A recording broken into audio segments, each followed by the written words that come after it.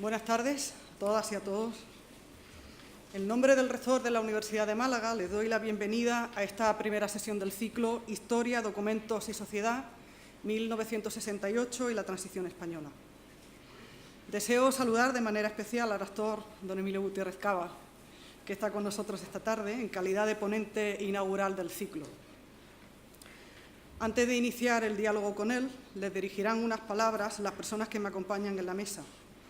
La delegada territorial de Cultura, doña Monsalud Bautista Galindo, y doña Esther Cruces Blanco, directora del Archivo Histórico Provincial de Málaga. Monsalud, muchas gracias. Buenas tardes a todos y a todas. Querido Enrique y Rosa, gracias, Emilio Gutiérrez Cava, por estar aquí, por ser el que inicie este ciclo tan ilusionante, al menos para nosotros. La Delegación de Cultura de la Junta de Andalucía en Málaga y la Universidad de Málaga han iniciado un necesario camino, un querido camino para el patrimonio documental, para los documentos en general y para el archivo histórico provincial, para poner en valor las funciones que deben tener, que tienen, que exige la sociedad actualmente y que históricamente tenían. Van a ser muchas las actividades que se hagan, pero hoy tiene lugar pues la primera, este ciclo de historia, sociedad y documentos que en este curso va a estar versado en dos temas que son de actualidad. Los tratan los medios de comunicación, forma parte de las conversaciones de los ciudadanos y, por supuesto, forma parte también del estudio científico, de la investigación científica.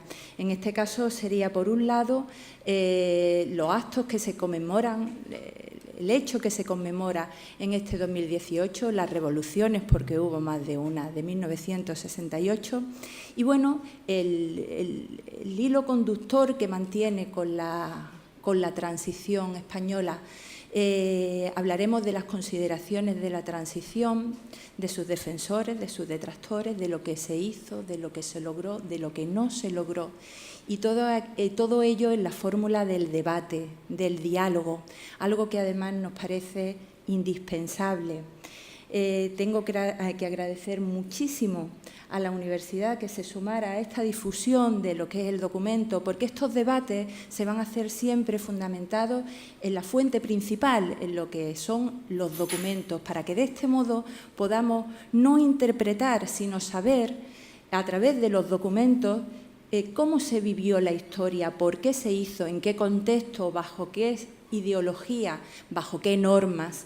Y yo creo que eso es muy interesante y de qué mejor manera que hacerlo aquí en el Salón de Actos del Rectorado, donde de por sí ya se transfiere el conocimiento. Así que muchísimas gracias de nuevo, tanto el rector, que fue muy receptivo, como yo misma. Vimos que las actividades de difusión que ya viene haciendo el archivo en su querer divulgar todo lo que custodia, tenían que sobrepasar pues, los muros del archivo. Y vuelvo a repetir que creo que es el mejor sitio, el mejor espacio para esa difusión no puede ser otro que la propia Universidad de Málaga. Y este ciclo, este ilusionante ciclo, pues tenemos el lujo de que se inicia con don Emilio Gutiérrez Cava. Formas parte del paisaje de la cultura de este país, del paisaje de nuestra vida. Y creo que además va a ser un documento oral, el tuyo, importante porque tu larga trayectoria hace que vivieras el pre, el durante y el post. Y creo que va a ser muy interesante el debate que se va a abrir en torno no solamente a la profesionalidad de este gran actor, sino a la virtud, he tenido el lujo de estar con él este mediodía, a la virtud que tiene de transmitir con su palabra, cosa que creo que no solamente se debe a su experiencia, sino también a la pasión que siente por lo que realiza.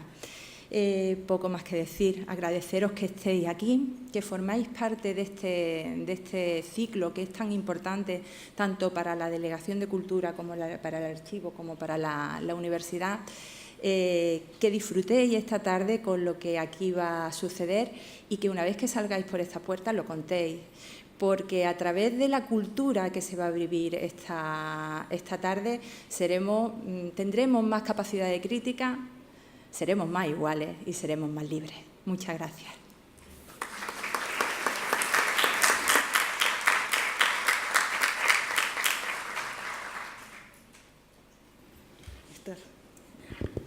Bueno, yo no quería hablar, estando aquí quienes representan a las dos instituciones y organismos que dan cobijo a este ciclo y actividad del archivo. En primer lugar, a la Universidad de Málaga, a la que pertenezco, al rector, no cabe duda, desde las primeras conversaciones, y sobre todo a María José de la Torre, con quien he trabajado y seguiremos trabajando y que imprime alegría para estos temas que a veces cuestan ponerlos en pie.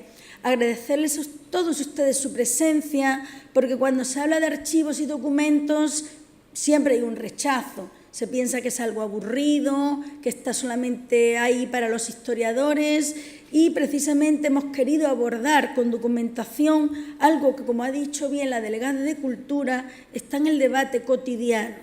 Y ahí están los documentos. Ustedes no se preocupen por lo que van viendo, que solamente nos van a acompañar. No hace falta leerlos. Si quieren, luego en la vitrina están.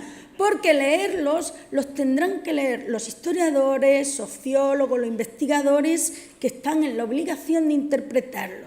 No obstante, la lectura de estos documentos que pueden ver en la vitrina, otros que se irán acompañando, a más de uno, sobre todo a los jóvenes que nos acompañan, les darán una visión extraña de un país que no dejaba de ser extraño, entre 1968 y hasta bien entrados los años 80.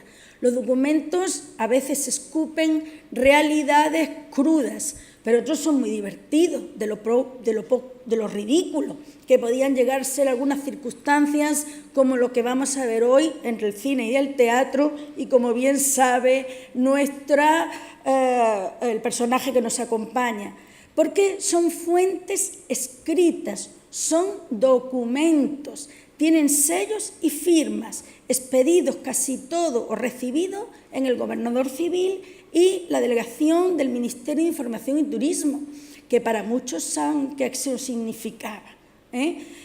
Pero hemos querido, como bien también ha expresado la delegada, traer personas que conocieron aquellos momentos, que es lo que los historiadores, aquí en la sala tenemos un especialista, el profesor Fernando Arcas, es lo que se llama fuentes orales, historia oral.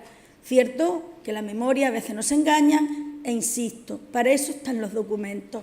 Nada más, muchas gracias.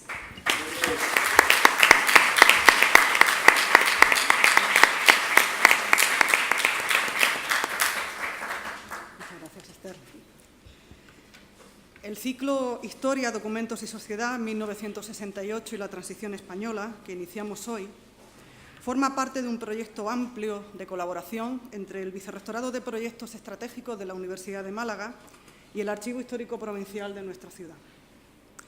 Este proyecto parte de un convencimiento, que la universidad y los archivos comparten vocaciones y finalidades. Ambas instituciones desempeñan una importante función social. Los archivos actúan en primera instancia como custodios de la memoria colectiva. Sin ellos no sería posible construir relatos históricos ni, en consecuencia, comprendernos a nosotros mismos como sociedad. Coherentemente con esta realidad, el presente ciclo pretende reivindicar la memoria compartida y la relevancia social de la historia y de los historiadores profesionales, como generadores de un conocimiento necesario, no fundamentado en la mera opinión, sino en el análisis crítico de hechos, situaciones y vivencias, y en la discusión sosegada y fundamentada de estas realidades. Y es aquí donde encontramos varios puntos de intersección entre archivos y universidad. La universidad no tiene ni puede tener como única función formar profesionales altamente cualificados que se integren rápidamente en el mercado laboral. Obviamente esto es importante, pero la universidad debe ser, ante todo, un espacio de debate y de generación de conocimiento. Y en esa generación de conocimiento, las humanidades ocupan un papel central, por su capacidad para estimular actitudes de emprendimiento, entendido este no en un sentido mercantilista, sino como habilidad para enfrentar satisfactoriamente nuevos retos, para estimular la comprensión y tolerancia hacia otras realidades diferentes a la propia y para desarrollar hábitos de cuestionamiento crítico de la realidad cotidiana. Habilidades, actitudes y hábitos que son imprescindibles en un momento en el que la posverdad, que es la manera elegante o cobarde de llamar a la mentira, amenaza e incluso desestabiliza democracias que creíamos sólidas. Pero además, la Universidad de Málaga es una institución fuertemente comprometida con su entorno más cercano, al igual que el Archivo Histórico Provincial. De ahí que este ciclo no esté circunscrito a los integrantes de la comunidad universitaria, sino abierto a todo aquel interesado por los temas abordados. Una consulta al programa del ciclo permite constatar la importancia que en él se le ha dado a la cultura, también a manifestaciones como el teatro, el cine y la música, que en el imaginario colectivo se relacionan con lo meramente lúdico. Nada más lejos de la realidad, por varios motivos entre los que voy a destacar 4, pero brevemente. En primer lugar, porque generan una actividad económica y empresarial nada despreciable, indirecta y directamente. Vale la pena insistir en este aspecto en el aniversario de la creación de una institución cultural, el Museo Picasso Málaga, que ha desempeñado un papel crucial en la transformación de nuestra urbe. Y vale la pena insistir en esta cuestión en una ciudad como la nuestra, que aspira a profundizar en un modelo turístico sostenible. Aprovecho la presencia de la delegada territorial de Cultura, que también lo es de Turismo, para subrayar una idea que me consta que ella comparte: la importancia de la música y de las artes escénicas para promover un modelo turístico de calidad que favorezca las pernoctaciones. En segundo lugar, el protagonismo de las artes en este ciclo se justifica por su carácter de disciplinas sobre las que es posible construir conocimiento. Un conocimiento susceptible de ser debatido y rebatido, pero con argumentos científicos, no con afirmaciones caprichosas basadas en razonamientos tautológicos o en meras preferencias estéticas. En tercer lugar, porque en un país como el nuestro, tan necesitado de referentes colectivos que permitan trazar complicidades y conciencia de trayectorias conjuntas, es imprescindible que la cultura, y no solo el deporte, se erija como un referente identitario. Un referente que sobrepase los eslóganes simplistas y falaces y que favorezca reflexiones estimulantes y la construcción de espacios de diálogo en los que disentir no sea causa de enemistad, sino de enriquecimiento. Y en cuarto lugar, relacionado con lo anterior, porque las creaciones artísticas son fuentes privilegiadas para la reconstrucción de las mentalidades y del devenir de las sociedades que las producen y las consumen. De hecho, el teatro y el cine, objetos del coloquio de hoy, fueron elementos centrales en la transición, por su capacidad para canalizar nuevas aspiraciones y perspectivas y para enfrentar miedos y complejos. El régimen franquista fue consciente de ese poder. Así lo prueba la constancia e incluso la vehemencia con la que persiguió y dificultó determinadas expresiones culturales, como bien atestiguan los documentos que están expuestos en la vitrina ubicada a la entrada de este edificio. Si consideramos estos motivos, se entienden bien las razones por las que decidimos que debía ser un intérprete el que inaugurase el ciclo Historia, Documentos y Sociedad. Pero no elegimos a uno cualquiera, elegimos a Emilio Gutiérrez Cava. Es uno de los actores más premiados y queridos de nuestro país. Para nosotras representaba, además, un modelo de profesional en el que pueden mirarse nuestros estudiantes. Una persona que ha sido capaz de mantener una trayectoria dilatada en un ecosistema laboral muy complicado y que ha alcanzado reconocimiento público por su compromiso con el trabajo bien hecho, por su capacidad para mejorar el desempeño de sus compañeros y por su valentía y generosidad para, desde el respeto a las posiciones de los demás, defender en público las suyas. Por eso, Emilio, es un honor que nos acompañes esta tarde. Queremos darte las gracias por tu generosidad, por el esfuerzo que has hecho por estar aquí y por haber creído desde el principio que este proyecto valía la pena. Para finalizar, y antes de dar paso al diálogo, me van a permitir que haga extensivo mi agradecimiento a otras personas. Al rector de la Universidad de Málaga y a la delegada territorial de Cultura por alentar esta iniciativa, por la confianza que nos han demostrado encomendándonos su desarrollo y por su apoyo permanente. Al presidente del Consejo Social de la Universidad, a la vicerrectora de Cultura, al vicerrector de Proyectos Estratégicos, al jefe de protocolo, al director de Comunicación y a la directora e integrante de la oficina del rector por sus valiosos consejos, y muchos además. A Esther Cruces, por haber convertido en una aventura este trabajo continuo que ha tenido sus dificultades. A los catedráticos de literatura Enrique Baena y Rosa Romojaro, que dirigirán el diálogo de esta tarde, por el entusiasmo con el que acogieron la propuesta. A los participantes de las demás sesiones del ciclo, algunos de ellos nos acompañan aquí esta tarde. Gracias, Fernando. Al Centro de Tecnología de la Imagen de la Universidad de Málaga y, de manera muy especial, me van a permitir, a mi equipo técnico del vicerrectorado. Y lo digo con emoción porque sin ellas no hubiera podido estar aquí hoy. Muchas gracias a todos.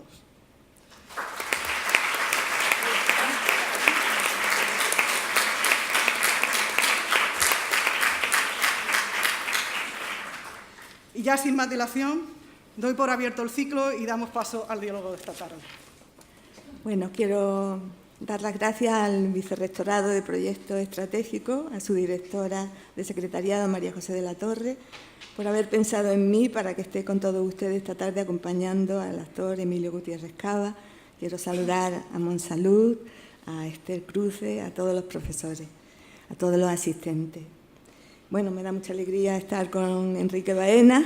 Saludo a Enrique y saludo a Emilio. Le doy la bienvenida por estar aquí en Málaga, una Málaga que él también conoce, y por estar en esta mesa para establecer un diálogo sobre el teatro y el cine en la transición democrática, delimitándola entre las fechas de 1975, muerte de Franco, y 1982, llegada del gobierno socialista, en la que tras el golpe de Estado de 1981 y superado este, se siente ya consolidada la democracia. Voy a leer porque lo importante será el diálogo y para correr un poquito más, porque hemos sentido la necesidad de presentarlo y de hablar un poco de su currículum, que es muy extenso, casi monumental, pero todos los que somos de su generación lo conocemos estupendamente, pero alumnos muy jóvenes yo creo que necesitan saber por qué está aquí y cuál ha sido su trabajo, y como representante lo traemos de la cultura española. Bueno,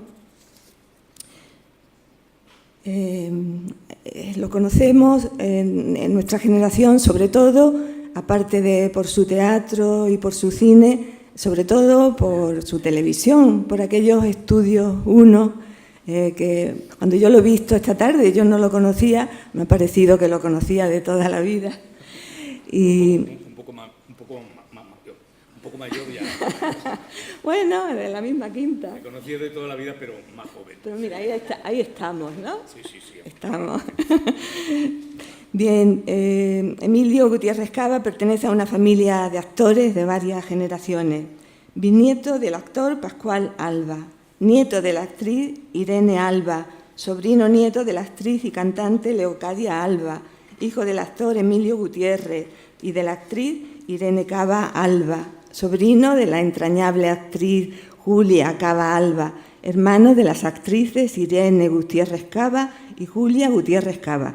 Y por si fuera poco, su sobrina Irene Escolar también es actriz, de modo que la saga continúa. Está tan unido al teatro que nació en una gira teatral en Valladolid.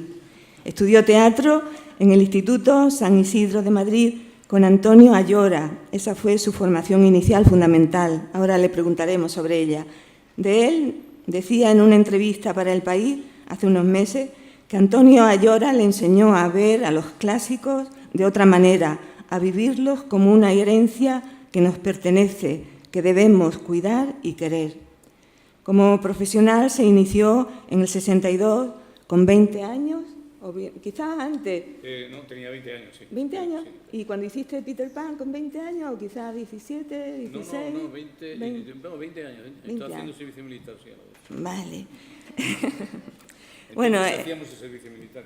sí, ya en alguna foto del reportaje, creo, o bien la he visto en algún sitio. ¿Peter Pan o el servicio militar? El servicio militar, tú muy vestido de militar. Madre mía, me he perdido con esta foto, es horrible. Bueno, vale. Empezó justamente con esta obra, Peter Pan, en el Teatro María Guerrero. Quiero recordar a Tina Sáenz, ¿no? Formó compañía propia con María José Goyanes en el 68, 25, 26 años tendrías. 68. Sí, más o menos. 26. Y ya con la compañía de su hermana Julia estrenó en el 70 Olvida los tambores, la obra de Ana Diosdado. Entre otras obras que siguen, Olivia de Terence Rattingham, La profesión de la señora Warren de Bernard Shaw, muchas más. Consolidado como actor, estrena un sinfín de obras clásicas y contemporáneas, Julio César, La Orestiada, César y Cleopatra, y entre los clásicos españoles, también como protagonista, El sí de las niñas de Moratín. Una de las obras de más éxito, estrenada en 1998, fue La mujer de negro, que llevó por toda España en diversas ocasiones, en 2006, 2014, también como director. Basada en la novela de Susan Hill y adaptada ya al teatro en Inglaterra, constituyó también un gran éxito en España. A otras obras, a Electra le sienta bien el luto, El príncipe y la corista, Poder absoluto, una obra que aún sigue, muy de vigencia, creo. Sí, a ver si puede acabar pronto, ¿no? El brindis que podemos hacer. Las últimas obras, en las que también interviene como director, están basadas en textos de los siglos de oro, sobre todo, como las estrenadas en el Festival Internacional del Teatro Clásico de Almagro, actor y director del recital lírico de la obra de Fray Luis de León y director de La cueva de Salamanca, texto dramático basado en la obra de autores barrocos. Y también, creo que en Salamanca, la adaptación del Amante liberal con escenografía de Canogar, me parece, también como director. También. En cuanto al cine, muy joven, casi a la par que en el teatro, pero empieza, como nos ha contado esta tarde, en un laboratorio. Y voy a interrumpir un poco esto para que cuente él qué pasó en ese laboratorio con la censura, por ejemplo. Sí, por favor, cuéntalo, porque ha sido muy divertido. Bueno, pero es que es muy larga la anécdota. Bueno, antes que nada, buenas tardes, ¿no? Porque, a todos, muy agradecido por estar aquí en la universidad, porque yo creo que aunar dentro de la universidad la investigación, el estudio de los tiempos, el estudio de la sociedad y el estudio incluso de lo que nosotros podemos o no influir en alguna medida en el público, en lo que nos rodea, pues es muy importante esa especie de hermandad. Yo creo que cualquiera de los intérpretes españoles estaría muy contento y muy orgulloso de saber que nos reciben en el ámbito universitario. Para nosotros realmente es muy importante saber que ustedes nos apoyan y que estamos aquí para hablar con ustedes. Eso para nosotros es fundamental, así que muy agradecido por esa parte. Con respecto a las anécdotas voy a contar otra distinta a la que he contado esta mañana. Yo estaba trabajando en un laboratorio de cine que era Madrid Film.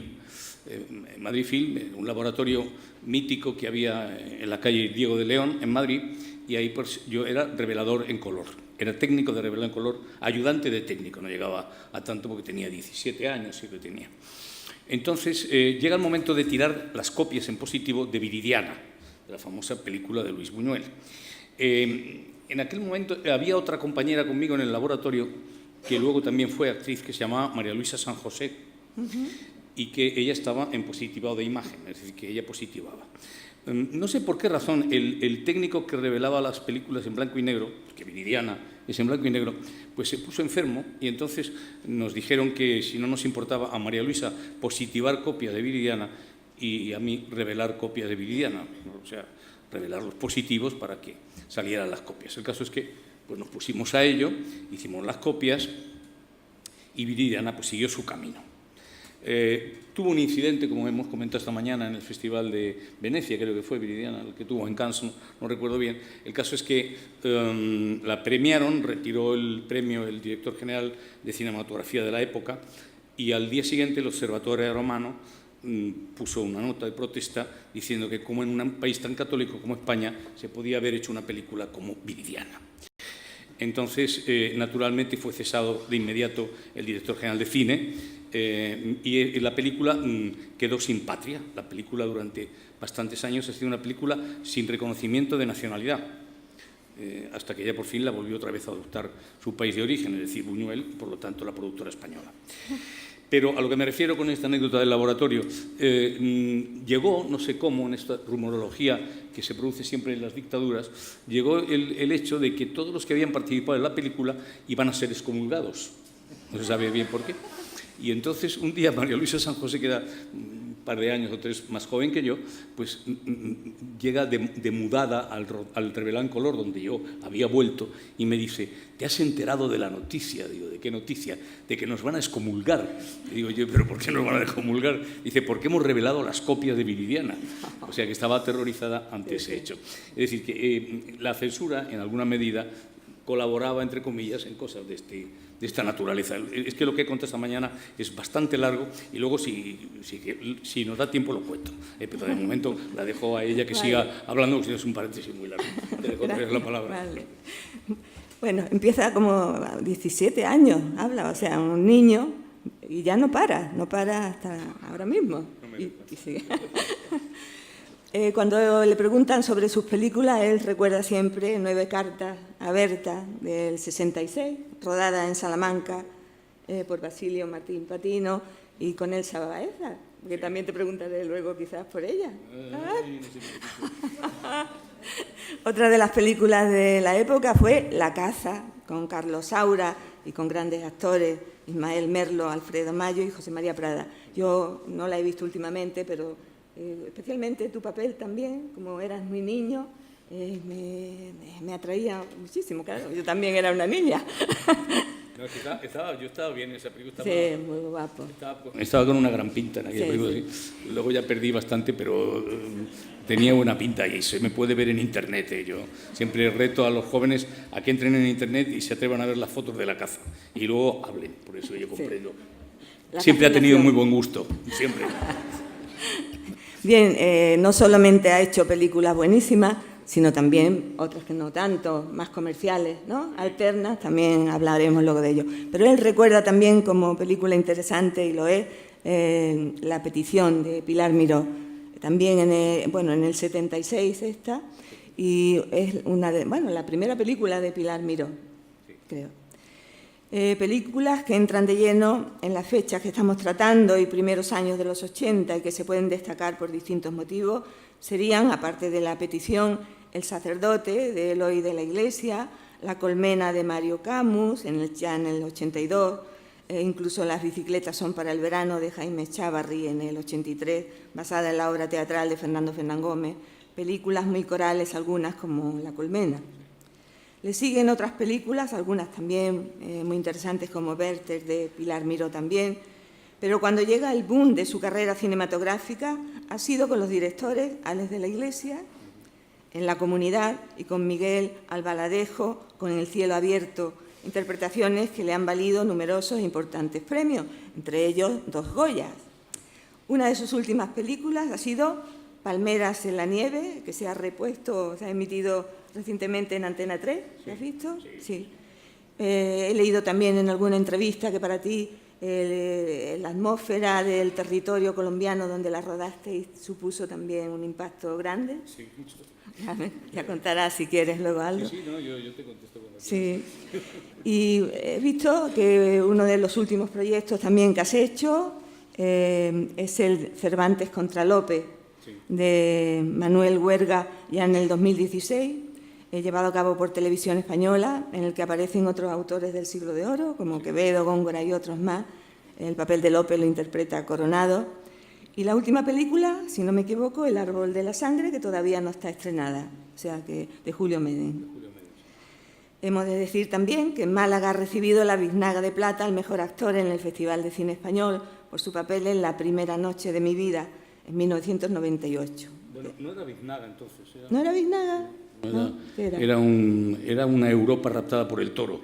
¿Ah, sí? Es muy bonita, lo tengo preciosa. ¿Sí? La biznaga fue posterior, Vale. me la dieron una biznaga de honor. Pero esto es un pedazo de mamotreto grande, muy bonito, precioso. Y realmente le tengo mucho cariño, porque es muy bonito. Sí, sí. Solo por ahí con eso, porque- ¿De mármol? No, es de metálico. Y seguramente la peana es de madera, pero es metálico. Y es muy bonito, realmente muy hermoso. Lo tengo en un lugar destacado de mi casa. Creo que es uno de los pocos que pesan, que tengo en un sitio destacado. Los que pesan mucho, hay unos que pesan mucho que son, bueno, no voy a decir la ciudad. Esos los tengo para que no se cierren las puertas en verano de las corrientes. No, lo digo de verdad, porque son muy grandes. No, los Goya no, los Goya también los tengo en un lugar prominente. Y luego hay otros bastante feos que los tengo escondidos. Pero porque no me gusta, porque son feos. Yo les agradezco de corazón que me lo hayan dado, pero es que estéticamente no los resisto. Bueno, es que son muchísimos los premios, muchos premios. Sí, he tenido bastantes. Sí. A mí los que más me gustan son los de metacrilato, porque no pesan, porque si no te dan una cosa muy grande. Había uno en Segovia que realmente era magnífico, pero pesaba, era como el acueducto, pero así. Y entonces te lo tenían que enviar luego por correo, porque tú no te lo podías llevar a casa. Esos premios son muy de agradecer, pero son muy tremendos. Para luego situar en tu casa, ubicarlo es complicado, sí. Bueno, es teatro, cine, pero televisión, que es lo que más quizás nos unió a Emilio Gutiérrez Cava. No sabía, Rosa, que te había unido conmigo en la televisión, pero está muy bien. Siempre, en muchas, con tus compañeros, Galeana, ¿no? Galeana, con Jaime Blanch, con Juan Diego. Sí. Bueno, mi generación. Claro. A veces recordamos justamente con nostalgia estos espacios televisivos, Estudio 1, pero también, y trabajabas antes con ellos, Historia para no dormir, de Narciso Ibáñez Serrador.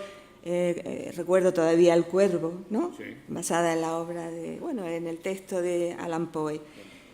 Voy a citar solamente lo que tiene que ver con la transición, algunas obras de la transición, como son Deseo bajo los olmos, de Eugene O'Neill, también versión de Pilar Miró. Yo la recuerdo también llevada al cine, ¿no? Con Sofía Loren, creo que era. Y con Anthony Perkins, sí. Sofía Loren estaba estupenda. Sí. Él no me gustaba tanto, pero Sofía Loren sí. Ana Christie también, del mismo autor, en versión de Josefina Molina, La enamorada del rey, de Valle Inclán, El tintero, Sinfonía inacabada, donde haces el papel del compositor, de Schubert.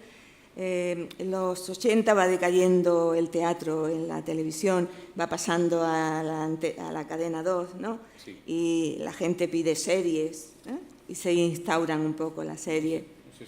No sé si el público pedía series. Yo creo que al público nunca se le ha hecho caso. Ajá. Siempre se le ha dado lo que querían darle. El público ha seguido los caminos que le han marcado unos señores con mejor o peor criterio. Yo creo que con peor criterio que mejor. Pero yo creo que el público no ha exigido. Si el público seguramente hubiera exigido corporativamente, se habrían asustado y le habrían llevado por otro sitio. Pero nunca han hecho un caso profundo de lo que el público realmente quería. El público lo han manipulado como han querido.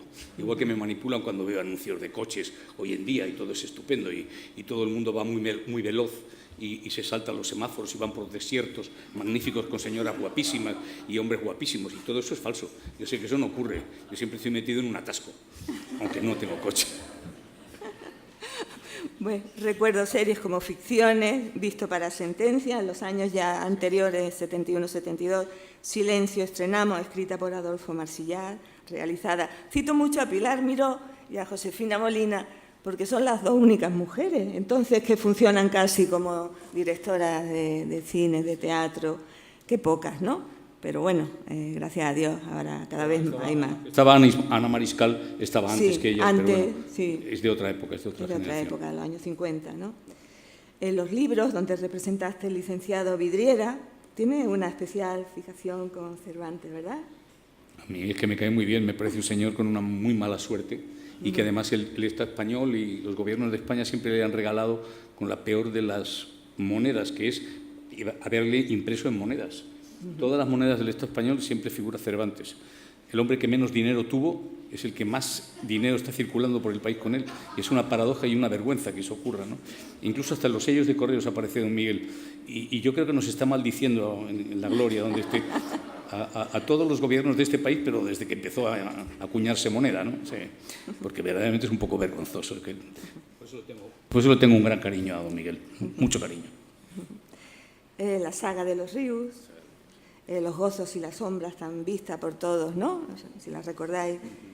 Pero hay otras más importantes también, posteriores y anteriores: Teresa de Jesús, Goya, La forja de un rebelde, según la novela de Arturo Barea, Amar en tiempos revueltos, en algún capítulo ha intervenido, 5 capítulos, 23F, El día más difícil del rey, también. Eso dicen.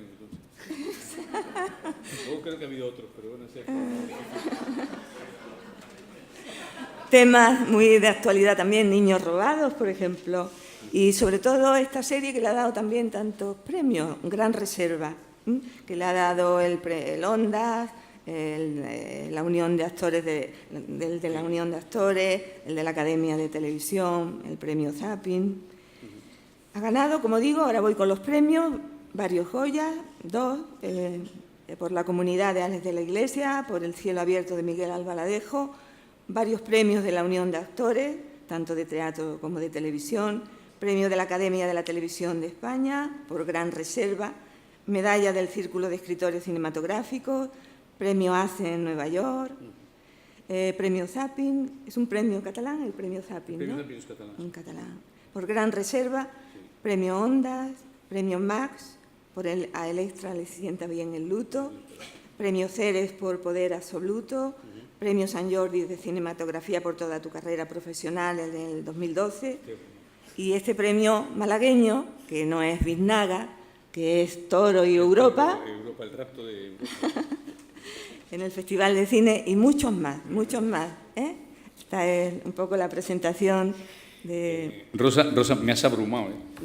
No, tú abrumas. ¿No te acuerdas de esa frase que decía Humphrey Bogart cuando le leía el mayor Strasser en Casablanca, le leía la ficha policial y Humphrey Bogart le decía: tengo los ojos marrones, preguntaba él ante la ficha policial. Pues yo te tengo que preguntar, ¿he hecho yo tantas cosas? Porque me asusta un poco, ¿no?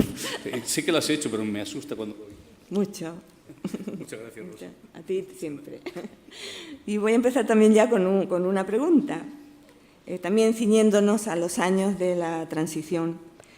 Cuando he mirado un poco he estado mirando algún artículo, algún libro, pues he visto que definen el periodo de teatro y el periodo de cine como con muchas tendencias.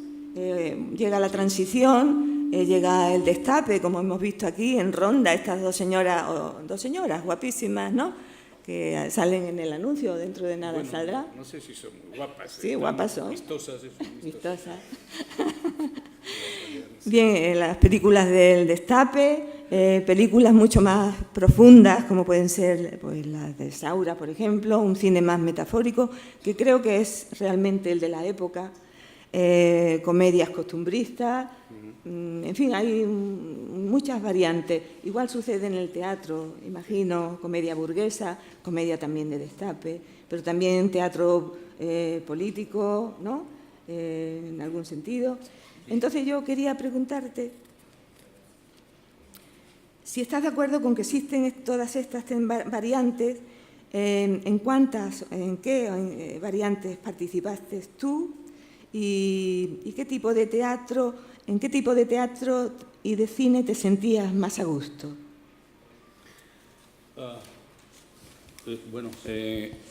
Partimos de 1968. Este acople aquí es debido. Rosa, tienes que...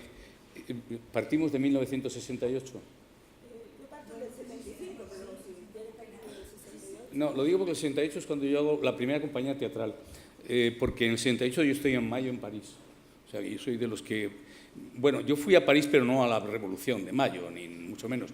Yo iba con una señora que estaba estupenda y que, bueno, una chica joven, y entonces ella puso el coche, yo puse la gasolina y nos fuimos a París y nos tocó Mayo, que llovía mucho, por cierto, en mayo de 68, y mira por dónde nos encontramos con el mayo de 68 en París, lo cual pues fue un hecho muy curioso, ¿no? Y a partir de ese otoño del 68 es cuando hacemos una compañía, María José Goyanes y yo, propiciada por el novio de María José, que en aquel momento era Manolo Collado, que luego se casó con ella, y que decidimos, bueno, lanzarnos a la aventura del teatro, que en aquel momento era muy limitada, ¿no?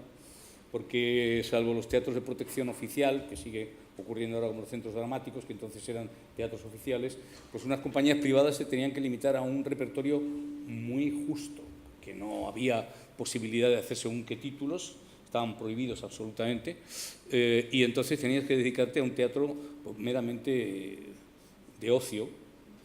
Y entonces tuvimos que estrenar una obra de un autor que luego tiene algunos textos muy interesantes y muy discutido, hoy absolutamente ignorado, que es Alfonso Paso, y hacemos una obra que se llama Un matrimonio muy, muy feliz, en el Teatro Valle Inclán de Madrid, que no es el que hoy existe, sino que es un teatro que hoy es discoteca y que estaba situado en la Plaza de España, esquina en lo que es la Torre de Madrid. Pues en ese edificio estaba el Teatro Valle Inclán. Y ahí estrenamos Un matrimonio muy, muy feliz, María José y yo. Es decir, el tipo de teatro que se hacía entonces en España, salvo contadas excepciones, era un teatro absolutamente comercial. Menos una serie de piezas que entran dentro de lo que se llama teatro de arte y ensayo, para lo cual el Ministerio de Información y Turismo, a partir de 1964 en manos de Fraga Iribarne, luego ya ha pasado a otros ministros, pero no, el quien monta ese ministerio es Fraga Iribarne, hace una maniobra perversa. La maniobra perversa es que él admite un teatro de arte y ensayo patrocinado por el Estado que solo puede hacer 2 o 3 representaciones de una obra en una especie como de teatro experimental, que en Madrid fue el Infanta Beatriz durante unos años y otros centros. Y ahí hacen 3 representaciones una compañía de un título bastante prohibido dentro del Estado español. Pero a partir de la 3ª representación se retira la obra, tiene que retirarse, no se pueden hacer más de 3 representaciones. Sin embargo, si tú pides autorización para hacer esas obras en teatro comercial, la autorización es denegada, es decir, no puedes hacer esa obra, ¿no? Y entonces, claro, se produce una especie como de dicotomía, porque de cara a la cartelera tú ves que hay títulos muy interesantes que se representan, aunque solo sean 3 días, y luego junto a eso hay una serie de obras de teatro de ocio que se representan continuamente. Pero nosotros no tenemos acceso nunca a esos textos. Yo pedí una vez autorización para representar una obra que se llamaba Balada del Príncipe Triste, de un autor catalán, Roger Justafré, premiada con el Premio Ciudad de Barcelona, pero tengo en casa el documento, por lo tanto nadie me puede negar eso. Recibí una negativa por parte del Ministerio de Cultura, entonces Información y Turismo, de que no podía ser representada por compañías comerciales. Es decir, ahí es donde se crea entre el teatro universitario español y el teatro comercial una especie de profunda brecha, porque no te dejan acceder a según qué textos y sí a los universitarios. Con lo cual les permiten, entre comillas, hacer una serie de títulos que, sin embargo, a nosotros no nos dejan hacer al público en general y situar en teatros, etc. Y eso crea un problema que luego en el 75 ya empieza relativamente a corregirse, porque ahí luego ya empieza a haber otro, como dirían los argentinos, otro quilombo distinto, es decir, otro lío espantoso, ¿no? Pero eso ya pertenecería, como dice Kipling, a otra historia, eso ya es otra historia. Pero hasta ese momento lo que pervive son esas 2 tendencias teatrales en general. Luego hay grupos que sí les dejan de pronto hacer algo, misteriosamente, no se sabe por qué. Está, por ejemplo, Madre Coraje, creo que es lo que hablábamos esta mañana de Bertolt Brecht, que es representada en el Teatro María Guerrero de Madrid en 1971, antes de que asesinen a Carrero Blanco, y que Carrero Blanco asiste a la representación y llama indignado al día siguiente diciendo que como en un teatro oficial están poniendo una obra de un autor comunista, cosa que el hombre tenía razón, es decir, estaban utilizando el capital público para una obra de un autor comunista, era verdad. Y entonces pues enseguida pues, es cesado el director general de turno, en fin, esto ocurría siempre mandaban al motorista con una carta, nunca te llamaban por teléfono, mandaban al motorista con una carta y quedaba cesado. Dicen que el ministro de Información y Turismo anterior a Fraga, Arias Salgado, que fue padre de luego una serie de personajes de la política española, pues este hombre que era un personaje curioso porque una vez inaugurando una radio en Arganda del Rey, que es donde estaban las grandes antenas, Arganda del Rey es un pueblo que está muy cerca de Madrid, ahí había antenas de onda corta, enormes, inmensas antenas, Pues parece ser que al dar a un enchufe o a una cosa que tenía que dar para inaugurarla, saltó una chispa. Saltó una chispa, cosa muy normal cuando hay cosas eléctricas, pues una chispa. Y entonces él dijo que no quería inaugurar hasta que el obispo viniera con el hisopo a echar agua bendita, que él no tocaba aquello. Y entonces ya llegó el obispo, que trajeron urgentemente de Madrid un motorista y echó aquello. Y luego ya no pasó nada y aquello funcionó. Entonces este hombre, Arias Salgado, que presumía de salvar el alma de los españoles gracias a la censura, esto lo decía, se puede ver en hemerotecas, ¿no? Decía, yo estoy salvando el alma de los españoles gracias a que corto una serie de cosas de las películas y de las obras de teatro, y seguramente el buen hombre pues, tenía todas sus razones para decir aquello, ¿no? Pues a este hombre le mandó su excelencia, me estoy refiriendo al general Franco, le mandó un motorista con la carta de cese, y dicen que le dio una lipotimia, se desmayó y murió a los 2 días de un infarto, es decir, porque nunca pensó que le iba a llegar el cese y además con motorista. O sea que esta es la época más o menos a la que me estoy refiriendo. Lo del motorista se utilizaba mucho con frecuencia en aquella época en los círculos oficiales, parece ser. No sé si te contesta un poco a lo que era el teatro en aquella época. A partir del 75 ya cambia la cosa, ¿no? Es algo más. Lo que sí es cierto es que yo quiero señalar que en todos estos años, cuando yo empecé el teatro y hasta bastante, ya cuando ya tenía una cierta edad, había dejado de ser el mozalbete de 9 cartas a Berta o de la caza, nosotros hacíamos 14 representaciones a la semana. Es decir, que prácticamente en un mes y algo habíamos hecho 100 representaciones, ¿no? Una compañía normal podía llegar a 500, 600, 800 representaciones con una obra. Eso pasaba en 1968 hasta 1900... Voy a ser generoso, 1990, voy a poner, aun reduciendo representaciones. Bueno, hoy en día, una obra teatral, nosotros estamos representando a razón de 2, 3 funciones por mes. Eso significa que hay un retroceso muy grave, desde mi punto de vista, comparativamente a aquellas épocas. Quiero decir, de 14 representaciones, que era una barbaridad, hemos pasado a hacer 3 al mes. Con lo cual es insostenible cualquier economía haciéndote representaciones al mes, salvo que cobres $1 millón por representación, lo cual no ocurre. Es decir, que nosotros no nos dan $1 millón por función, vamos, nunca.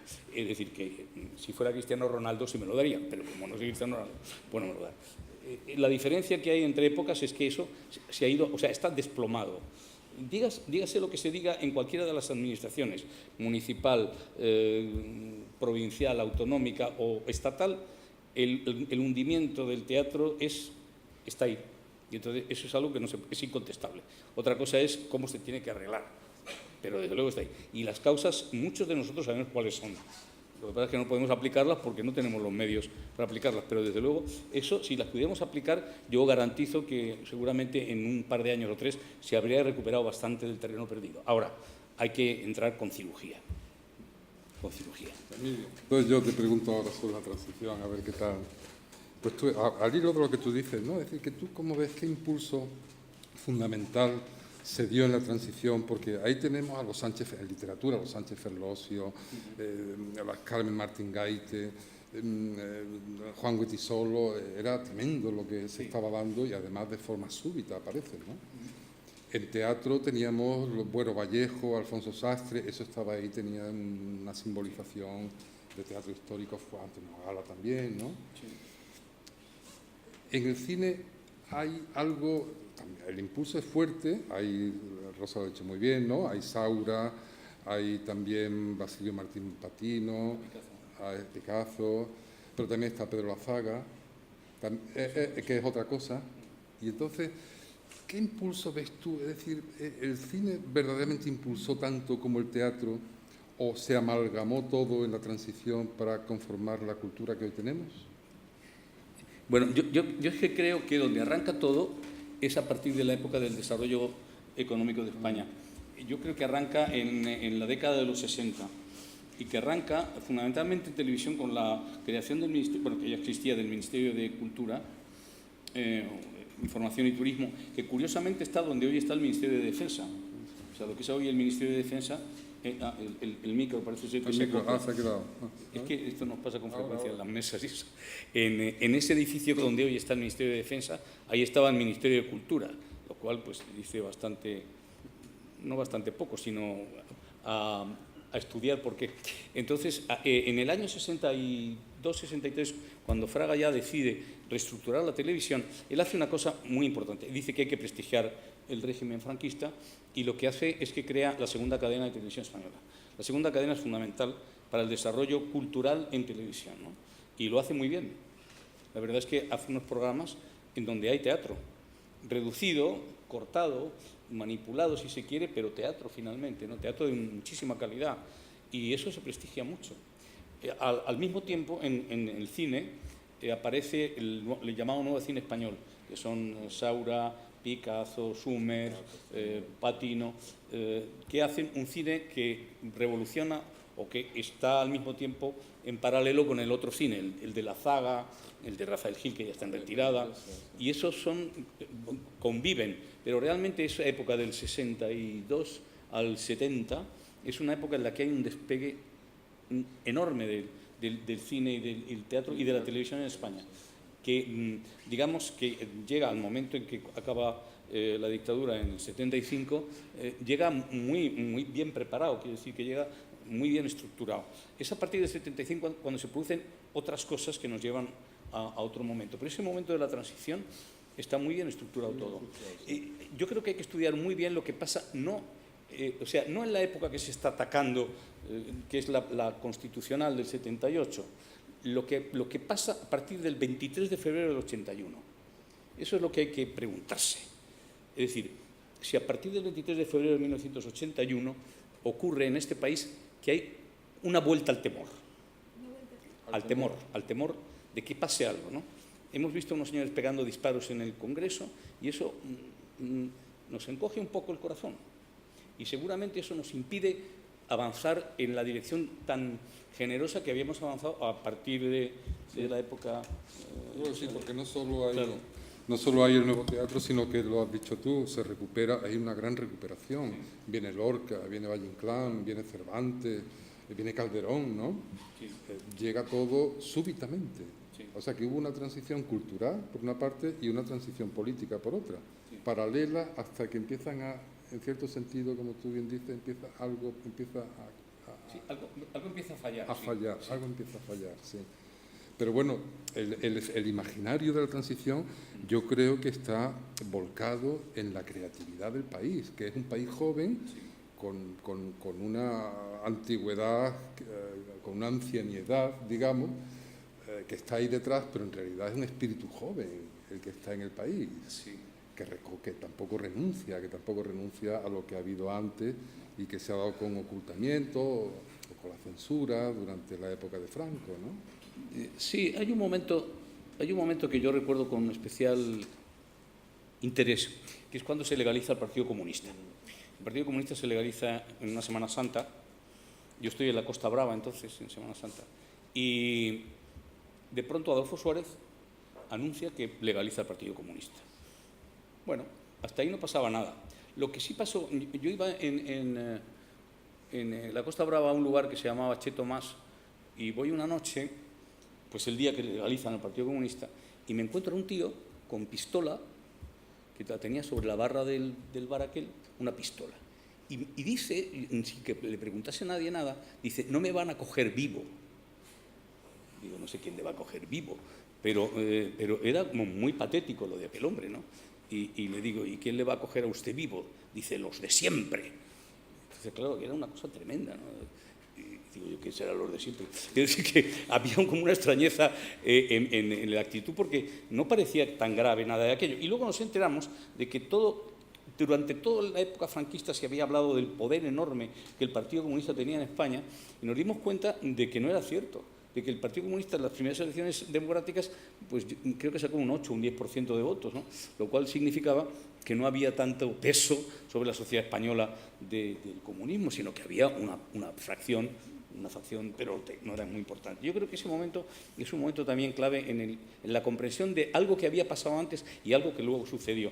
Por eso el 23 de febrero del 81 fue inexplicable y además a mí me tocó explicarlo en un país en el que naturalmente se quedaron bastante perplejos, que fue en Estados Unidos.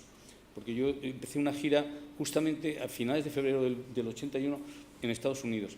Y el día que mi sobrino, o sea, el padre de mi sobrina nieta, Irene Escolar, sale hacia Estados Unidos de Barajas, todavía no habían salido del Congreso la Guardia Civil, bueno, Tejero y sus muchachos, y entonces le digo, no sé si vamos a llegar a Nueva York, porque no sé qué va a pasar en este país, le dije yo, pero y entonces él se marcha a las 12 de la mañana y a las 2 es cuando se acaba aquel episodio.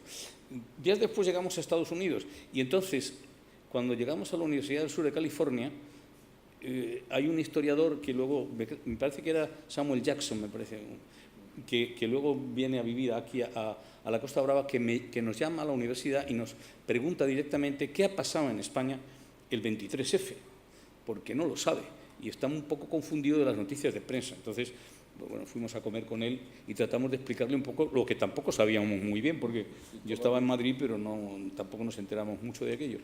Quiero decir que yo insisto mucho en esa fecha porque marca un punto de inflexión y una cosa muy curiosa que se quiere, o sea, que se ha querido soslayar. Vamos a pasar esa página, y esa página es la que no hay que pasar, hay que preguntarse por qué pasó eso y sobre todo dónde nos llevó eso. También el compromiso, quizás también pasó la ideología fue cediendo terreno, el compromiso también se fue perdiendo, la movida madrileña ya representó otra cosa distinta digamos, a lo que una generación había sentido a lo largo de la transición, a la búsqueda de la democracia. Ya había democracia, sí. No era un problema objetivo. Yo en ese momento estaba, a partir de 1975, yo me traslado prácticamente a Cataluña. Sí, me traslado prácticamente a Cataluña por cuestiones sentimentales, bueno, lógicas en este caso. Me traslado a Cataluña a vivir a la Costa Brava. Prácticamente yo trabajo en Madrid, pero estoy constantemente yendo y viniendo. Por tanto, de la movida madrileña de esa época, yo sé poco. Sé más de lo que pasa en Cataluña y sé más de lo que ocurre con todo el fenómeno de Cataluña. Y es por lo que hoy en día no entiendo el fenómeno de Cataluña, lo que ha pasado. No lo entiendo porque en aquella época se veía con perplejidad lo que estaba pasando en el País Vasco y curiosamente no se veía, o sea, no había esos afanes, entre comillas, independentistas. De golpe sí había un sentimiento, pero yo durante muchos años he estado allí viviendo, yo sé hablar catalán, he hecho series en catalán además, y no pasaba nada de eso. Yo por lo tanto estaba mucho más en la realidad, una realidad tamizada por la realidad catalana en ese momento que por la que pasaba en Madrid.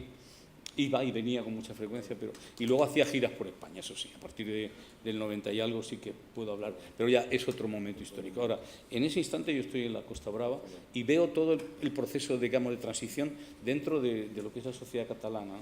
Lo cual me da una cierta perspectiva, porque yo que soy de secano me encuentro al lado del Mediterráneo con todo este problema, ¿no? Con En alguna entrevista hablabas de que no había fronteras culturales, sino políticas. ¿Te recuerdas haber dicho algo parecido? Sí, yo creo que sí. Yo creo que lo he dicho. Entonces, ¿sigues pensándolo según están las cosas? ¿O ya? Pero es que eso no es cultura, eso es cerrazón. Quiero decir que para mí la cultura es otra cosa. Yo sé más catalán que muchos catalanes. Sí, yo sé leer catalán más que muchos catalanes. Sí, sí. Y ellos se sentirán mucho más catalanes que yo, porque yo naturalmente no he nacido allí. Pero para mí la cultura es otra cosa, es algo más. La cultura es el respeto a los escritores como Pla, al que yo conocí, afortunadamente. La cultura es Joan Manuel Serrat. Eso es lo que nos une más que lo que nos separa. Y por lo tanto, a mí me parece que la cultura no tiene nada que ver con posicionamientos políticos. Yo creo que hoy en Cataluña se está jugando, como en Madrid, un peligroso juego de posicionamientos políticos. No hay un sentido de partidos políticos a nivel nacional. No aman este país. Aman los sectores que pueden controlar, pero no aman realmente el país en general. Este es mi punto de vista muy personal y muy particular. Yo creo que si realmente hay una política de Estado, los hombres de Estado se sacrifican a sus partidos, sacrifican sus ideas por conseguir que los países salgan adelante. Y ni en un lado ni en otro me temo yo que hay ningún deseo de que eso ocurra, ¿no? Desde luego lo que está pasando es un poco también berlanguiano, ¿no? Con este señor, que ya ahora no sé dónde vive, si en Bruselas o en otros sitios, no sé dónde vive ahora este hombre de apellido, que por cierto su padre creo que tuvo ya con él un episodio hace muchos años, cuando levantó una bandera independentista en un campanario y le dio una colleja porque había levantado la bandera independentista y era muy joven, el señor Puigdemont, ¿no? Yo es que no sé, todo esto es muy raro. Cuando yo fui a vivir en el 76 a la Costa Brava, no pensaba que estas cosas pudieran ocurrir, y menos que un señor se exiliara, no sé, a Amberes, no sé, y la otra en Escocia. Todo esto es muy raro, y que hubiera unos sillones con unos lazos amarillos. Es una cosa que verdaderamente me resulta más que político, teatral. Más que teatral, sí. Muy raro, es muy raro para mí. Sí. Visto desde fuera, como ciudadano que soy, yo no estoy hablando ni siquiera como hombre de cultura, como ciudadano. Raro, muy raro. Otro asunto acerca de la cultura intergeneracional, que fue tan rica en la transición, ¿no? Porque convivían todos. Yo creo que la gente se daba muy bien, los jóvenes con los mayores, los medianos con los jóvenes. Y esa en realidad una transtextualidad, porque no hubo ansiedad de la influencia, no hubo rechazo de generaciones anteriores, al contrario. No la había, ¿no? Y esa grandeza tú como actor, además, que los actores, yo creo que los actores, en el mundillo de los actores es donde se cuece el futuro, por decirlo de alguna manera, donde se vislumbra, no se cuece porque eso es política, pero en términos de imaginario se vislumbra el futuro, se vislumbran los cambios sociales. ¿Tú crees? Yo creo que sí, porque es... Caramba, esto lo tengo que pensar yo esta noche tranquilamente. Si en nuestro mundo se vislumbra eso, lo van a contratar enseguida, ¿eh? ¿Ah, sí? Yo creo que sí, Trump y el señor Putin, es la gente que digamos que mejor, casi como los psicólogos sociales, que tienen que entender a la gente, a los espectadores, darse cuenta de lo que sienten. Y siempre hay más allá.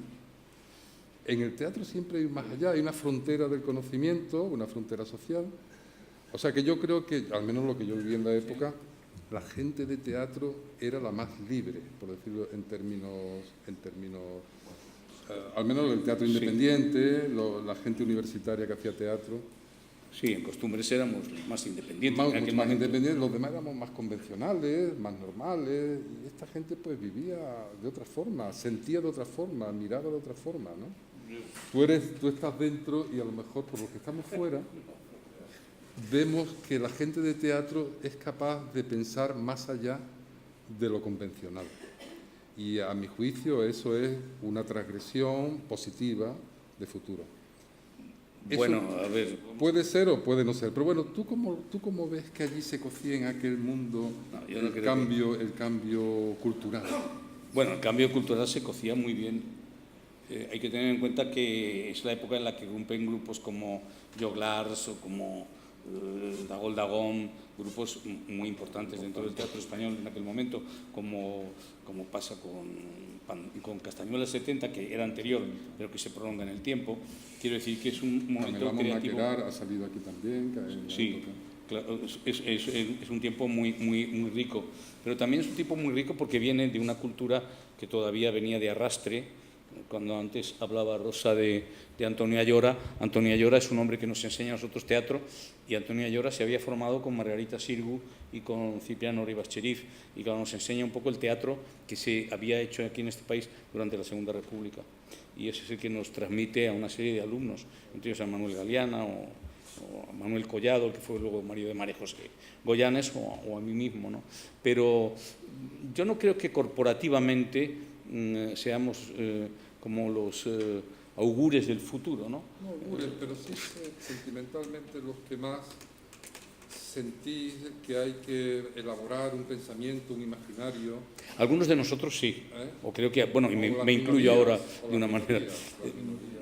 Sí, yo creo que sí, pero no todos, no todos, no. Esta es una profesión muy desconocida por parte, porque claro, es desconocida en cuanto a lo cotidiano. Una profesión que en este momento para la juventud es durísima. Tú hablabas antes de que nosotros no teníamos ningún prejuicio con respecto a las gentes mayores que nosotros en aquella época, y es cierto, ¿no? Creo que todos teníamos un lugar bajo el sol y que lo respetábamos. Respetábamos el lugar que tenía Rafael Ribelles, que era muy mayor en aquella época, o el que tenía Irene López Heredia, o el que tenía, bueno, pues muchísima gente. Luego estaba Alberto Closas o muchísima gente, o Bódalo.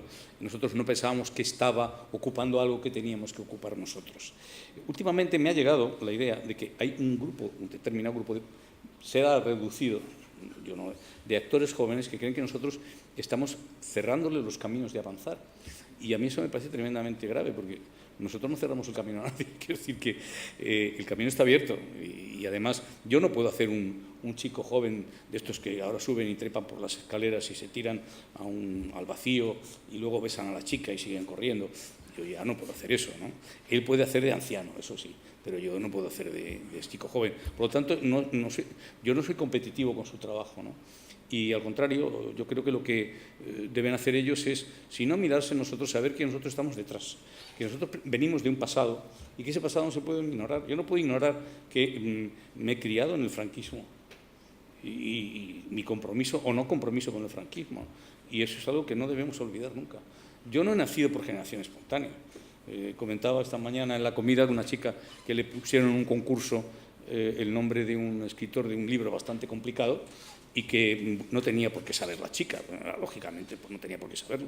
Era Kurt Vonnegut y una novela que se llama Matadero 5, que a mí me gusta mucho, que es de ciencia ficción, y le pusieron ese nombre en uno de esos concursos imposibles que te dan 1 millón de euros pero que nunca consigues, porque claro, te preguntan cosas de estas y claro, es muy difícil saberlas.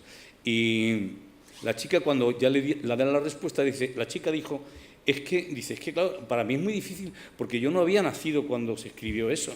Y entonces ya me quedé ahí un poco perplejo, ¿no? Porque, claro, una cosa es que tú no hayas nacido cuando se escribe una cosa y otra es que pienses que el mundo empieza cuando tú naces. El mundo empieza para ti, cuando tú naces, pero el mundo lleva ya mucha antigüedad.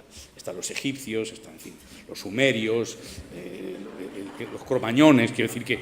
Y eso, aunque tú no hayas nacido, tienes que saber que existen. Igual que tienes que saber que existe Alberto Closas, o igual que tienes que saber que existe, no sé, Doña María Guerrero, que era una señora actriz. Lo que pasa es que hay veces gente de mi generación, de las generaciones de 30 años, 29, teatrales, no saben quiénes son. Y a mí eso me causa, vamos, es que le suspendo. Si yo fuera profesor le suspendería. Digo, pero ¿cómo es posible que no sepáis quién es Alberto Closas? Lo curioso es que sí saben quién es Laurence Olivier, que eso es lo que me deja hecho polvo, ¿no? Dices, o sea, ¿sabe usted quién es Laurence Olivier y ahorita Hayward? Y no sabe usted quién es de pronto Bárbara Rey, que en su momento estaba estupenda. Y entonces no lo saben y han vivido aquí y han estado con ellos. Y es el pasado de este país. A mí eso es lo que me preocupa. Pero eso ocurrió en la transición, ocurrió esa convivencia. Sí, ese convivio, había esa ¿no? convivencia. Sí. Y fue feliz, porque produjo una cultura muy rica, donde todos, digamos, se hermanaron, ¿no? Y al hermanarse, pues, mutuamente se fueron dando algo, ¿no? Unos a otros. De manera, sí, eso no, eso ha pasado, sí. Eso pasó.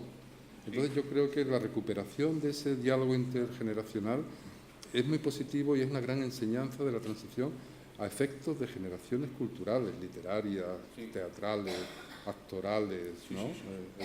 Eso sin duda, incluso sociales. Yo ahora que soy casualmente presidente de una asociación de derechos de imagen de los actores, lo que vamos a tratar de hacer es un experimento que no sé cómo nos va a salir, que es que en la Casa de Actores Mayores vamos a tratar que las actrices y actores jóvenes que llegan a Madrid convivan con ellos. A cambio de eso no les va a costar nada el alojamiento en Madrid y solamente tienen que vigilar un poco el estado de salud de esas personas y saber cómo están las cosas. A cambio de eso sí les vamos a dar a la gente del piso un dinero y, sin embargo, a los otros no les va a costar nada. Vamos a ver si eso logra que intercambien datos. Vamos a ver si se logra crear o no, pero vamos a tratar de equivocarnos, que es lo que hay que hacer, es equivocarse. Porque lo que no se puede hacer es... Cuando no se hace algo, es cuando no se consigue nada. Hay que intentar hacerlo y ver qué pasa. Seguramente, si se empiezan a asociar con ellos, descubrirán algunos, aunque sea del 10%, está bien, que ha habido otro mundo antes que ellos y que de pronto hay actrices y actores fantásticos, o los ha habido en generaciones anteriores, y entren en otra de las visiones del teatro. Sobre generaciones, también te he leído en alguna entrevista, hablabas de la forma de trabajar de la generación de teatro nueva, sí, y la tuya. Es como si basaras tú la formación en hacer el personaje, ¿no? En el trabajo.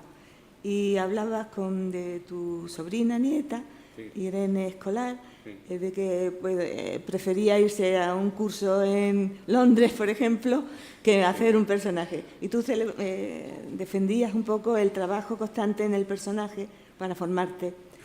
Eso por una parte. Y te voy a preguntar ya la segunda, que sería ver qué ves distinto en el teatro y en el cine de nuestra época y en el cine ahora y en el teatro de ahora. ¿Cómo lo ves?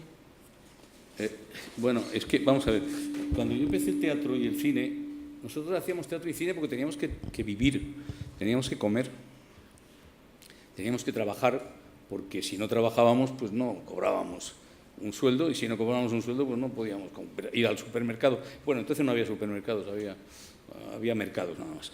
Entonces, el planteamiento era distinto. Tú tienes otra idea realmente diferente del teatro a partir de otro punto. Yo la tuve a partir de empecé a estudiar cosas, me di cuenta de que el teatro podía ir por otros sitios, y entonces eso es lo que forma o lo que formó otra mentalidad en mí. Pero básicamente era el teatro igual a trabajo. Y entonces nosotros trabajábamos en teatro, hacíamos teatro. Estábamos en contacto todo el día con el público. Estar en contacto con el público tarde y noche, el público de Málaga, el público de Granada, el público de Sevilla, el público de Madrid, era conocer a gentes distintas, saber cómo reaccionaba el público, que los sábados reacciona de una manera, que los martes reacciona de otra, que se ríen en un sitio o no se ríen en otro. Todo eso te iba formando una serie de factores, incluso de formación del propio intérprete. La generación de mi sobrina tiene un problema grave por la falta de número de actuaciones ante el público que tienen, por lo que decía yo antes, porque claro, se ha reducido mucho el número de presentaciones. Eso les impide entrar con el elemento fundamental del teatro. El teatro, según dice Bergman, son 3 elementos, al menos el teatro de palabra. Son actores, o sea, palabra, actores y público. Esa es, digamos, la línea de comunicación. Y el público es tan importante para el teatro como puede ser el texto o lo pueden ser los intérpretes. Igual de importante, en otra medida. Al faltarles esa línea de comunicación, lo que se está haciendo ahora es crear productos de laboratorio. Es decir, solamente asisten a una serie de cursos que formativamente son muy importantes y que a nosotros nos habrían venido muy bien en nuestra época.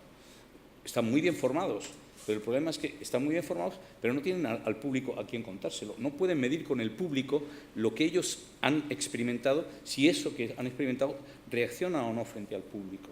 No se sabe, o sea, no saben si comunican bien lo que están haciendo, porque no tienen oportunidad, que es muy grave el que no tengan oportunidades de hacerlo. Esa es la diferencia, digamos, entre unas formas de trabajo del ayer y las de hoy. Con respecto al cine y al teatro, pues pasa igual. ¿Qué diferencias ves tú del cine y teatro de la transición? A ver, en el cine y teatro de la transición yo considero que socialmente se buscaban fórmulas que explicaran un poco las cosas, ¿no? Esa es la vanguardia que yo te decía antes. Claro. Ahí es la vanguardia. El teatro y el cine fue vanguardia. Claro, iban buscando cosas, igual que la literatura, iban buscando. O sea, que hay una gran vanguardia. Y hoy en día yo veo, fundamentalmente en el cine y el teatro, un gran escapismo, en general. Al contrario. Escapismo, es decir, se está hablando siempre del narcotráfico o de las bandas de delincuentes o de no sé qué. Esta sociedad tiene problemas muy graves y muy importantes y muy hermosos que hay que contar también, y no se cuentan. Y yo creo que eso es muy grave en cuanto al crisol de posibilidades, ¿no? Y en la época de la transición sí que hay una posibilidad. Por ejemplo, hablabas de una película del odio de la Iglesia muy discutible, El sacerdote, donde se cuentan unas posiciones de la Iglesia, más o menos contadas de una manera curiosa, entre comillas, por el hoy, pero se trata de contar eso, ¿no? En la petición de Pilar Miró se trata de las relaciones sexuales entre una señora que es la dominante y un señor que es el dominado. Bueno, todo ese tipo de cosas ocurre, y ocurre en todos los tramos de edad, en todos los campos, en todas las profesiones, en todas las edades. Hoy parece que los problemas se circunscriben a un determinado número O sea, yo tengo una actriz en este momento trabajando con ella que tiene 31 años y que ya se considera mayor, con 31 años. Y yo digo, pero bueno, ¿cómo vas a ser mayor con 31 años, hija? Tienes una edad, pero no eres mayor. Dice, no, sí, ya soy mayor. Digo, pero ¿cómo que eres mayor con 31 años? Es decir, ¿cómo hemos llegado a esa mentalidad? ¿Cómo la gente joven, en algún caso, incluso actrices jóvenes, no del cine español, sino del cine extranjero, se pueden estar haciendo operaciones de estética? Pero operaciones de estética absurdas, no porque tengan la nariz torcida, como le pasaba a María Esquerino, que tenía una nariz muy fea, se lo operó. Bueno, muy bien. Pero es que estas chicas que tienen 28 o 29 años se quieren poner caderas o ponerse pecho, quitarse pecho, hacerse unas cosas rarísimas. Y dice uno, ¿pero qué importancia tiene esto de verdad cuando lo que tienes que hacer es expresar cosas. Tiene mayor importancia. Quiero decir, ¿a dónde hemos llegado en este momento? ¿A qué civilización estamos copiando? Yo ahí sí tengo una respuesta. Estamos copiando a la civilización norteamericana. Y sabemos que la civilización norteamericana no nos va a aportar nada, solo hamburguesas en todo caso, y de mala calidad. Pues, ojalá no firmemos el tratado comercial con ellos, Europa, porque entonces estamos perdidos. Vaya carne que nos van a traer. Entonces es mejor que no se firme ese tratado nunca. Ojalá. O sea, ¿Te parece, Emilio, que demos la palabra a sí, todos yo, los invitados? con mucho gusto yo le doy la palabra y si quieren preguntar alguna cosa y yo puedo contestar. Por cierto, no me has hablado del Sabaeza luego. ¿Qué? Rosa, que no has hablado del Sabaeza al final. A ver, Sabaeza. ya no hablo yo. Sí, algo de ella. ¿Te gustaba un montón? Fuimos novios, hombre, claro, fuimos novios. Elsa era es un ser muy encantador y fuimos novios durante 2 años. Sí. Un gran disgusto, yo me llevé un disgusto enorme cuando ella me dejó, porque ahí me dejó ella. Como dice Chekhov en El oso, yo he dejado a muchas mujeres y muchas mujeres me han dejado a mí. Pues a mí en ese caso me dejó ella. Sí, perdón. Un micro, sí. Ahí está el micro. Yo quería preguntarle qué significó para el mundo de la cultura y para el mundo de los actores la famosa huelga del 75 con Juan Diego, Tina Sainz. Vamos, yo como periodista estuve cubriendo esa información y realmente creo que significó un antes y un después. La transición sin esta huelga no hubiera sido lo mismo.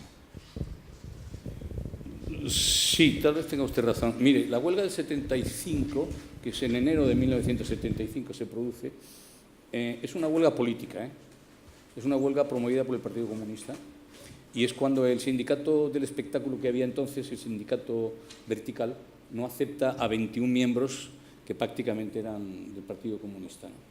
Entonces, como estábamos todos bastante enfadados en general por todo lo que nos estaba pasando, pues hubo un factor de aglutinante que fue esa huelga. Y durante 3 semanas estuvimos en huelga en Madrid, ¿sí? Y los teatros abrían las taquillas, a las 7 menos 5 decíamos que no hacíamos función y devolvían el dinero a la gente, si sabía que no íbamos a hacer función, ¿no? Y durante 3 semanas se mantuvo esa huelga.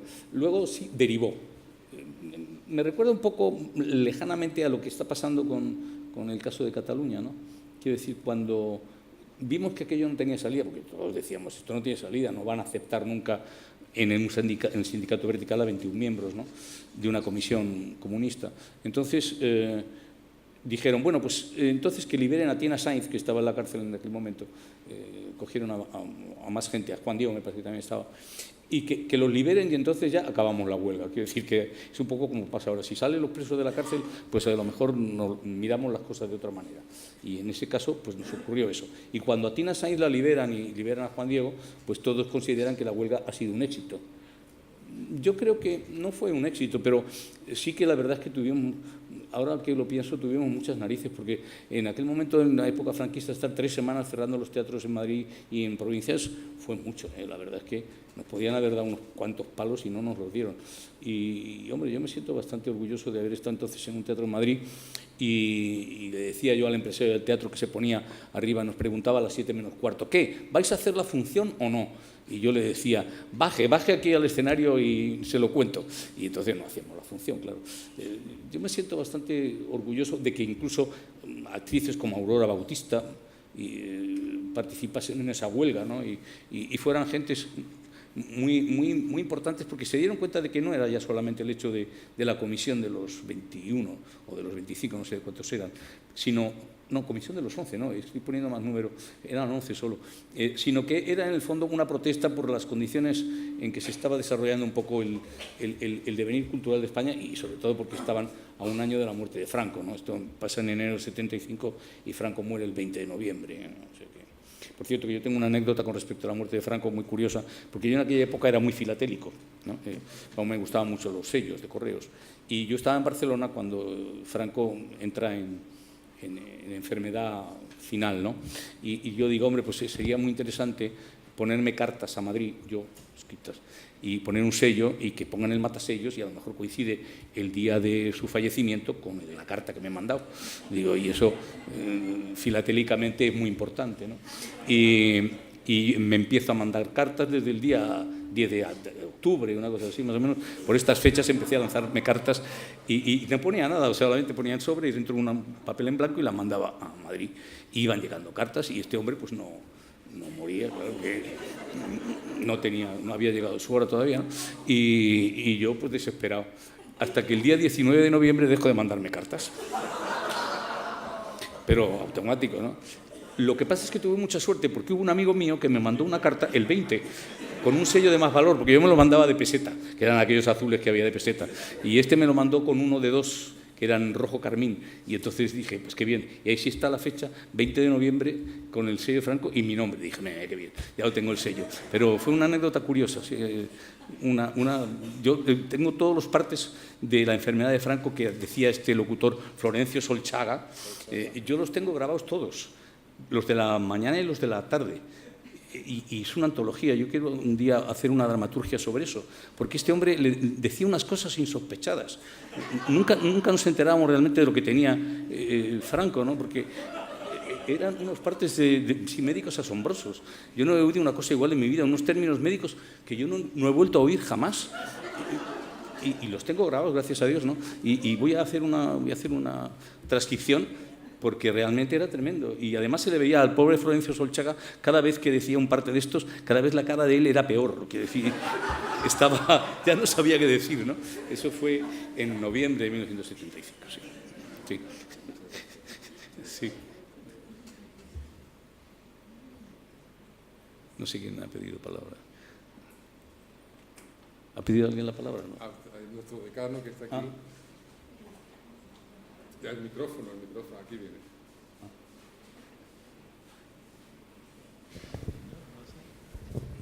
Yo no pensaba hacer ninguna pregunta, pero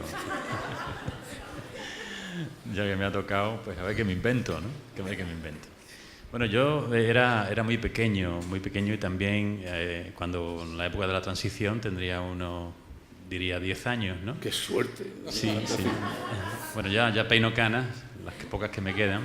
Yo tenía 30, me parece, más o menos. Sí, pero ya, efectivamente, ya en ese imaginario, en la memoria visual que uno tiene de aquella época, su presencia es, yo diría, me voy a repetir, es omnipresente, ¿no? Su imagen es omnipresente, ¿no?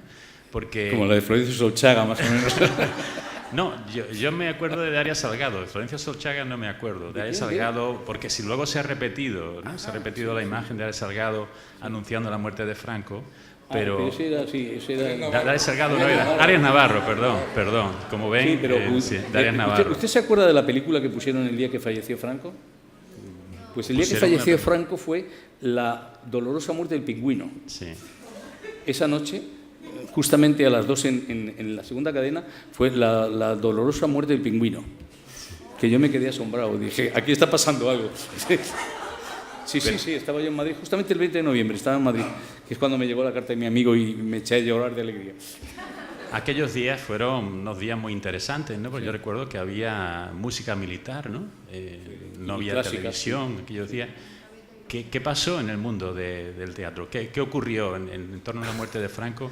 El mundo ¿qué vivencias se tuvieron en torno a esa situación tan especial, ¿no? Que vivió el país? Yo entonces no estaba haciendo teatro, estaba haciendo la saga de los Ríos, precisamente en Barcelona. Y yo estaba con Fernando Guillén y nos vinimos de Barcelona 2 días antes de fallecer Franco, porque no estábamos rodando, nos vinimos a Madrid y estábamos en Madrid cuando murió Franco. Y yo con Fernando nos fuimos a dar una vuelta por los alrededores de la Plaza de Oriente, que es cuando estaban aquellas colas enormes de gente, y observamos un poco la situación que había. Yo lo que sé es que, por ejemplo, en el caso del teatro, hubo 3 días de suspensión de funciones, pero que, por ejemplo, a mi hermana Julia le pilló en Palma de Mallorca y tuvo que pagar los 3 días de sueldo, naturalmente, a la gente, ¿no? Y todas las compañías pagaron los sueldos de los 3 días del luto de Franco.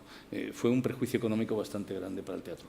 En este caso, desgraciadamente o afortunadamente, según se miren las cosas, pero fue un perjuicio. Igual que cuando asesinaron a Carrero Blanco, ese día yo estaba durmiendo, entonces yo podía casi dormir hasta las 11 de la mañana, ¿no? Ahora no, ahora me levanto a las 9, pero todo el mundo cree que sigo levantándome a las 11, es falso, me levanto a las 9 ahora. Y en aquella época a Carrero lo mataron a las 11:30, creo que fue una cosa así. Me llamó el representante de la compañía aterrorizado, diciéndome, han asesinado a Carrero Blanco, y eso, despertarse con esa noticia pues fue tremendo. Y los tanques están en las calles de Madrid, no había ningún tanque, pero bueno, se los había inventado ya, ¿no? Pero, y entonces también tuvimos que suspender 2 días la función. Quiero decir que fueron tiempos muy convulsos, ¿no? Y vistos desde ahora todo parece una balsa de aceite en comparación con aquellos tiempos, ¿eh? Hay que tener en cuenta que el año 77 o 78 hay más asesinatos de ETA que en el periodo anterior al comienzo de la Guerra Civil Española, ¿eh? Que es grave, ¿eh? Que hubiera casi 80 muertos, una cosa espantosa, espantosa. No hubo ningún tipo no, de... yo el día de ese de la muerte lenta del pingüino, la agonía lenta del pingüino, no me acuerdo del título del documental, no, estaba yo solo en mi casa y no había no que yo descoches. sepa, no, hombre, seguramente alguien lo celebró, pero vamos, no fue una cosa en absoluto oficial ni nada, no, que yo sepa, no se celebró nada, no. Ni los actores que habían hecho la huelga del... No, tampoco, eso fuimos todos. No, hombre, yo supongo que los actores de tendencia izquierdista definida, pues sí lo harían, ¿no? Supongo yo que descorcharían alguna botella de champán. Pero vamos, no, yo estaba solo en casa y me dediqué a esperar a que abrieran los kioscos de prensa para comprar toda la prensa del día. Y durante años he mantenido esos diarios, luego ya no sé qué he hecho con ellos, con toda la portada ya tenían preparada con el fallecimiento de Franco. Pero colectivamente no ocurrió nada de eso, ¿no? El 23F estaba yo en la embajada, estábamos en el Instituto Goethe en Madrid, cuando estábamos ensayando esa obra con la que íbamos a ir a Estados Unidos, y entonces hay el golpe de Estado en el Congreso, y yo estaba disfrazado de Quevedo, estaba vestido de Quevedo, con una peluca y tal, y de pronto llega el aviso de que han asaltado el Congreso, y decimos, bueno, ¿qué va a pasar? Hay un momento de desconcierto. Y de pronto nos dice el tipo del Instituto Goethe, yo no sé lo que va a pasar, pero ustedes se tienen que marchar. Digo, ¿cómo que nos tenemos que marchar? Dice, están ustedes en territorio alemán y digo, ¿y si yo le pido a usted asilo político por si acaso? Pero el tío decía, pues no lo contemplo. Digo, pues si no lo contempla usted. Total, que me tuve que quitar la peluca de Quevedo y salimos de allí con la idea de que no sabíamos bien lo que había pasado, ¿no? Porque lo habían oído por una radio que tenían y estaba muy confusa la historia. Pero sí me acuerdo de ese día y de la salida de territorio alemán, entre comillas, del Instituto Goethe, que yo no he vuelto al Instituto Goethe porque me enfadó mucho aquello. Y me pusieron en la calle, me pusieron directamente en la calle a los 3 intérpretes, ¿no? Así que, pero en el caso de Franco, no creo que hubo celebraciones, no las hubo, ¿no? Según qué grupo sí, pero en general no. Sí.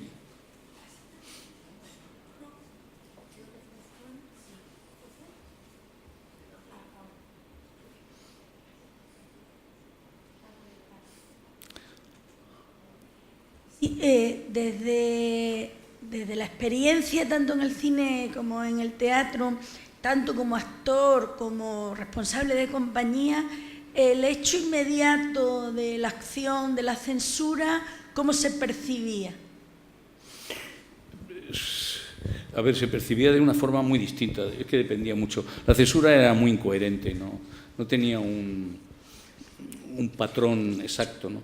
Las anécdotas sobre las actuaciones de la censura, tanto en cine como en teatro, son innumerables, ¿no? Hay libros escritos muy interesantes sobre eso, ¿no? Y yo creo que, hombre, yo tengo anécdotas concretas, pero el patrón de censura era, por ejemplo, nosotros teníamos que hacer un ensayo general solo para la censura. Se sentaban los 3 censores con el ejemplar de la obra en primera o segunda fila y con una luz que llevaban ellos, una linterna, y nosotros empezábamos a hacer la obra. De pronto, si ellos encontraban una frase, ellos ya habían leído la obra antes, no es que no hubiera pasado el texto ya censura, pero si ellos encontraban una frase que les sonaba mal, detenían la representación, decían, esa frase hay que quitarla. Entonces salía el el apuntador y el regidor de escena borraban la frase, borrábamos nosotros la frase y continuábamos. Y eso era, bueno, hasta el final de la función, ¿no? Entonces te daban un cartón de autorización de representaciones. He visto hoy con sorpresa algo que sí recuerdo muy bien. Hay que ver que en estos documentos oficiales siempre se suplica, cosa muy tremenda, que el otro día yo le dije a mi abogado que por qué tenía yo que suplicar a un tipo de, al que fuera, de Hacienda, o como ciudadano, suplicarle nada. Y yo le pedía, que es un verbo muy... Pero ¿cómo suplicar? ¿Suplicar el qué? Suplicar es un verbo casi humillante, ¿no?, en ese sentido. Y aquí siempre que pedías una autorización de representación tenías que suplicar que te hicieran representar o que escribieras un libro, pero esto que es, oiga. Y eso todavía se mantiene aún en la administración española, en algunas partes todavía... No, en Hacienda no. En Hacienda... Sí, suplica, vamos, sí, Dios guarde usted muchos años y eso ya se ha desaparecido. Pero le suplico que tenga usted en cuenta esto, no, en Hacienda... No solicita, no. Suplica, sí. Lo cual es muy no solo humillante, es irritante, yo diría ya.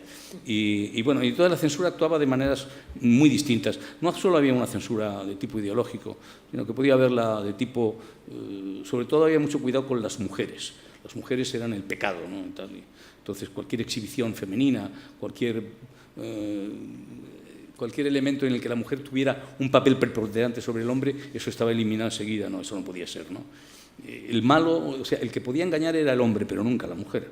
Si la mujer engañaba, era una perdida. Si el hombre engañaba, bueno, era un cabeza loca, ¿no?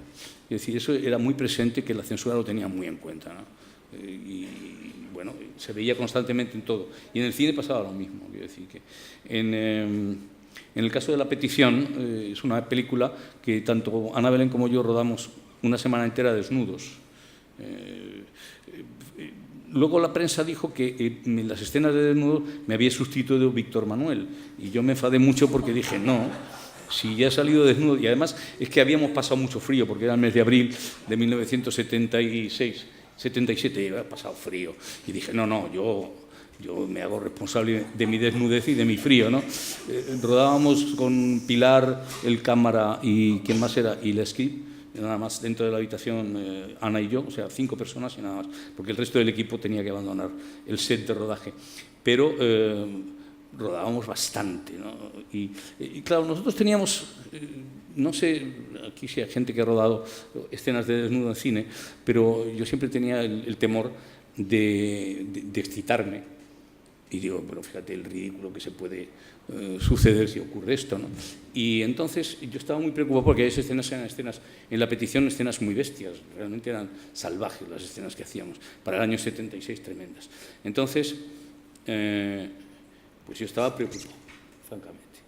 Pero de pronto me dice Ana un día, el segundo día que estábamos en la escena, dice, estoy un poco preocupada porque dice, yo ya he tenido un aborto y entonces estoy embarazada. Y me temo que con estos movimientos tan bruscos que estoy haciendo pueda desprenderse otra vez el feto, la matriz, y aborte. Entonces aquello me aterrorizó. De tal forma que cada vez que ella se ponía encima de mí, porque era la dominante en la pareja, y empezaba a hacer movimientos bruscos, yo decía, se me va a caer el feto encima, ¿no? Y aquello me producía una sensación tremenda y realmente me sirvió mucho en aquella ocasión para no tener la tentación de caer en algo muy normal, por otra parte, ¿no? Y ahí no ocurrió nada. Pero me acuerdo con terror de aquellas escenas en las que pasábamos mucho frío, ¿no?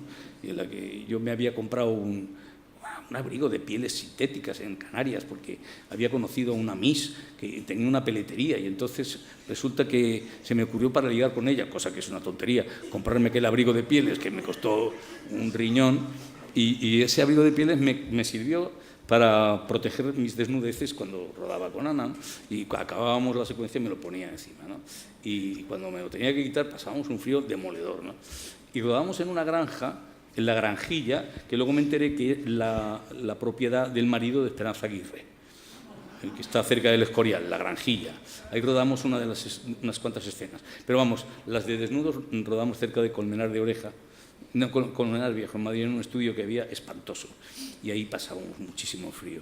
Y la censura ahí no actuó. Ahí lo que actuó fue Pilar Miró, que era muy valiente, que llevó esa película al Festival de Teherán, donde los iraníes se enfadaron mucho, claro, porque los iraníes, que son muy hombres, entre comillas, pues aquello de que una mujer matara a 2 hombres, que es lo que pasa en la película, les sentó muy mal a los iraníes. Y le preguntaban a Pilar Miró que por qué mataba, y decía, pues porque me ha parecido que tenía que hacerlo y tal, porque Pilar era tremenda, se enfrentaba al mundo entero, ¿no? Y ella sostenía delante de la prensa iraní que estaban muy bien matados aquellos 2 señores, y los iraníes se enfadaban mucho con ella, ¿no? O sea que fue una película, y es del 76, es cuando se rompe todo, ¿no? Hay una especie de justificación del desnudo, tanto masculino como femenino, hay a veces exhibiciones absolutamente innecesarias y otras que yo creo que sí lo son, y hay sobre todo un despliegue de ideas que hasta ese momento estaban ahí escondidas, pero que nosotros éramos conscientes de que empezaba a ver esas ideas salían, pero claro, no sabíamos hasta qué punto eran importantes o no. Yo creo que lo fueron para mucha gente, sí. Preguntar sobre las mujeres realizadoras. ¿Hay alguna diferencia? ¿Notabas diferencia entre la dirección de mujeres y la dirección de hombres? Josefina Molina y Pilar Miró. Sí, Pilar y Josefina eran muy distintas, dirigiendo entre ellas. O sea, mejor dicho, Pilar dirigía de una manera y Josefina dirigía de otra. Pilar era... No, te hablo con relación al hombre, a los hombres. Si aportaron alguna mirada especial las mujeres. Yo creo que sí. Tienen otra... Yo con todas las directoras que he rodado, tienen otra concepción de la imagen y de la estética de lo que están rodando muy diferente a la que tienen los directores. ¿Y te gusta la...? Yo siempre he sido un fiel defensor de las mujeres. Vale.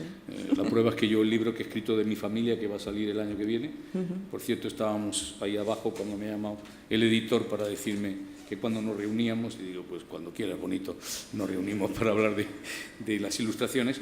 Ahí yo lo que he hecho no es una biografía familiar, sino una biografía de las mujeres de la familia.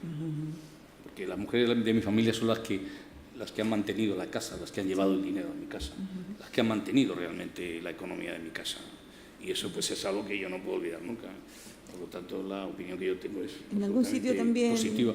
Has dicho que en el teatro no se notaba la discriminación de la mujer. No, pero tengo que rectificar. Vale. Tengo que rectificar. En el teatro no se nota, o sea, el trato con ellas es absolutamente de compañeros y no hay ningún problema con respecto a hablar de todo tipo de temas, incluso temas familiares, temas particulares. O sea, no hay ningún tipo de discriminación. Lo que yo no sabía, y he de confesarlo dentro de mi buena fe, o porque no soy cotilla y nunca lo pregunté, es que yo creía que las actrices protagonistas cobraban lo mismo que nosotros, que los actores, y resulta que no. Y me he quedado profundamente sorprendido y muy indignado de eso. Claro, Me parece que es muy injusto y muy tremendo que una persona que realiza un trabajo no cobre lo mismo que otra que hace el mismo trabajo, aunque sea masculino o femenino. Y a mí eso, que yo es que no lo daba, pero por hecho que no podía ser así. Cuando me he dado cuenta de que realmente es así, he dicho, pero o sea, ¿qué abuso es? Actualmente está pasando. Actualmente está pasando y sigue pasando, y bueno, me parece que es insostenible, que no debe ser. Pero bueno. Sí, hola. Sí. Buenas tardes. Yo quería preguntarle sobre, porque usted participó en 2 de las películas más señeras del nuevo cine español, que son La caza y 9 cartas a Berta. ¿Cómo se veía, ¿no?, ese nuevo cine como algo minoritario, que quería cambiar el cine de verdad, que no tenía demasiada esperanza? Y luego los problemas con la censura que tuvo La caza, si es verdad esa anécdota que cuentan sobre el título. Sí, es verdad. Cierto, y se la puede contar así. Sí, la cuento, no hay ningún problema. La anécdota del título de La caza. La caza, tal cual se llama, es un guión original de Angelino Fons, y en principio, en origen, el guión no se llamaba La caza, se llamaba La caza del conejo. Pero los censores consideraron que lo de La caza del conejo podía interpretarse mal. Y entonces dijeron, no, hay que quitarlo del conejo. Con lo cual dieron un título mucho más redondo y mucho mejor a la película, La caza, que era mucho más interesante que eso. No creo que Basilio, yo creo que de los 2 directores que hemos mencionado, Carlos Saura y Basilio Martín Patino, yo creo que el que tenía bien claro que iba a contar una historia, los 2 tenían claro que iban a contar historias sociales, eso sí es cierto, pero el que creía que iba a contar una historia social que merecía, de la España rural de su momento, era Basilio Martín Patino, ¿no?, cuando cuenta La Salamanca del 65, ¿no? y lo cuenta además, desde mi punto de vista, muy bien. Basilio era un director con un gran prestigio en aquel momento y está asistido en dirección en esa película por un hombre muy importante dentro del cine español, que es Ricardo Muñoz Suay. Ricardo Muñoz Suay, que luego fue director de la Filmoteca de Valencia, era un hombre del Partido Comunista en aquel momento. Nadie sabíamos que era del Partido Comunista. Ahí son años de silencio, o sea, ahí no se sabía casi nada, salvo que lo hablases un día en la intimidad en unas copas. Y Ricardo tiene una gran influencia en cómo ayuda a Basilio Martín Patino a hacer 9 cartas a Berta. Y yo creo que sí tiene la idea de contarlo. Pero esa película estuvo a punto de ser prohibida por la censura. 9 cartas a Berta, porque contaba un problema realmente difícil, ¿no? El que está escribiendo cartas a un profesor emigrado español que ha huido de la guerra civil. Pero esa película, si lo recuerda, la primera escena aparecen los alféreces provisionales en la Plaza Mayor de Salamanca en un acto de verdad que rodaron y que dejaron que se rodase, ¿no? Ese acto de ellos. Cuando llega el momento que censura sugiere la prohibición de la película, Basilio Martín Patino se va a hablar con el presidente nacional de los alféreces provisionales y le dice: me van a prohibir la película por razones políticas. Y entonces el presidente de los alféreces provisionales le dice: donde salen los alféreces provisionales, la película se estrena. Y lo consiguió, o sea, no hubo... Así que eso es un punto a favor de los alféreces provisionales que permitió el que la caza se llevase a cabo, ¿no? Porque si no, no se hubiera estrenado la película, ¿no? En el caso, la caza de 9 cartas a Berta. La caza, aparte de esa pequeña anécdota del título, sí es una película muy dura, se rueda de 15 de julio a 15 de agosto de 1965, en un páramo cercano a donde está lo de Tomás el Pocero, de Seseña, cercano, que todavía subsiste, quiere decir que se puede ver in situ donde se rodó la caza, ¿no? Y realmente rodábamos a 40 grados 45. Y claro, y no había un árbol, ahí no había sombra, no había nada. Y José María Prada y yo, cada vez que llegábamos a las 8 de la mañana y veíamos ya que estábamos a 28, 29 grados, decíamos: Dios mío, lo que vamos a pasar hoy. Y lo pasábamos, Otra anécdota de la caza es que todos los disparos, todos son con fuego real. No hay un solo disparo de fogueo. Todo era con fuego real, con lo cual los retrocesos que hay de la culata son auténticos, quiero decir, no hay nada fingido. Incluso la pistola que yo disparo, que es una Luger del ejército alemán, está cargada con bala de verdad. Que yo disparaba al lado de la cámara y decía: a ver si me voy a cargar ahora los cámaras. Pues se me va aquello tenía una subida digo, a ver si voy a matar yo a un señor de estos. Pero claro, no queda muy impresionante, sí. Y disparábamos con fuego de verdad. Se calentaban mucho las escopetas, claro, a esa temperatura. Teníamos que tener mucho cuidado porque no podíamos disparar más de 2 cartuchos. Había que esperar un poco que se enfriase, porque si disparábamos continuamente podíamos hacer reventar el cañón, claro, con la temperatura que había y la temperatura que tomaba los caños de la escopeta, había mucho problema, ¿no? Pero fueron 2 películas en las que yo creo que los 2 sabían muy bien lo que estaban rodando. Y lo que pasa es que hoy la caza tiene una lectura diferente. La caza hoy se ve como la violencia humana. En aquel momento era una lucha entre una España que había hecho la guerra civil y una España que venía, que era el personaje que hacía yo, el Enrique de esa película, sí. Claro, Alfredo Mayo era el ganador, digamos, y Ismael Merlo el perdedor. Claro, y sin embargo Ismael sí había estado en el bando republicano. No sé, que era curioso pero sí, esas 2 películas, sí, realmente fue un año muy glorioso. Yo lo pasé muy bien ese año, en el 65. Además, había conocido yo poco antes a Elsa Baeza, o sea que estábamos en brava. Ese verano era inolvidable. Sí. Sí.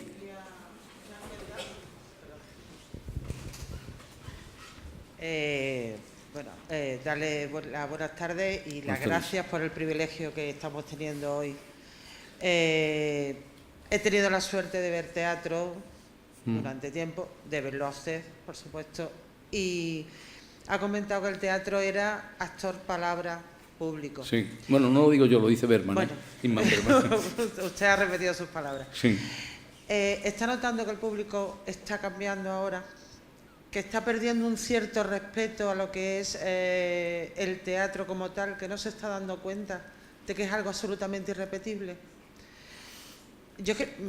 Pero me estoy encontrando en situaciones muy desagradables, como que la gente come en el teatro.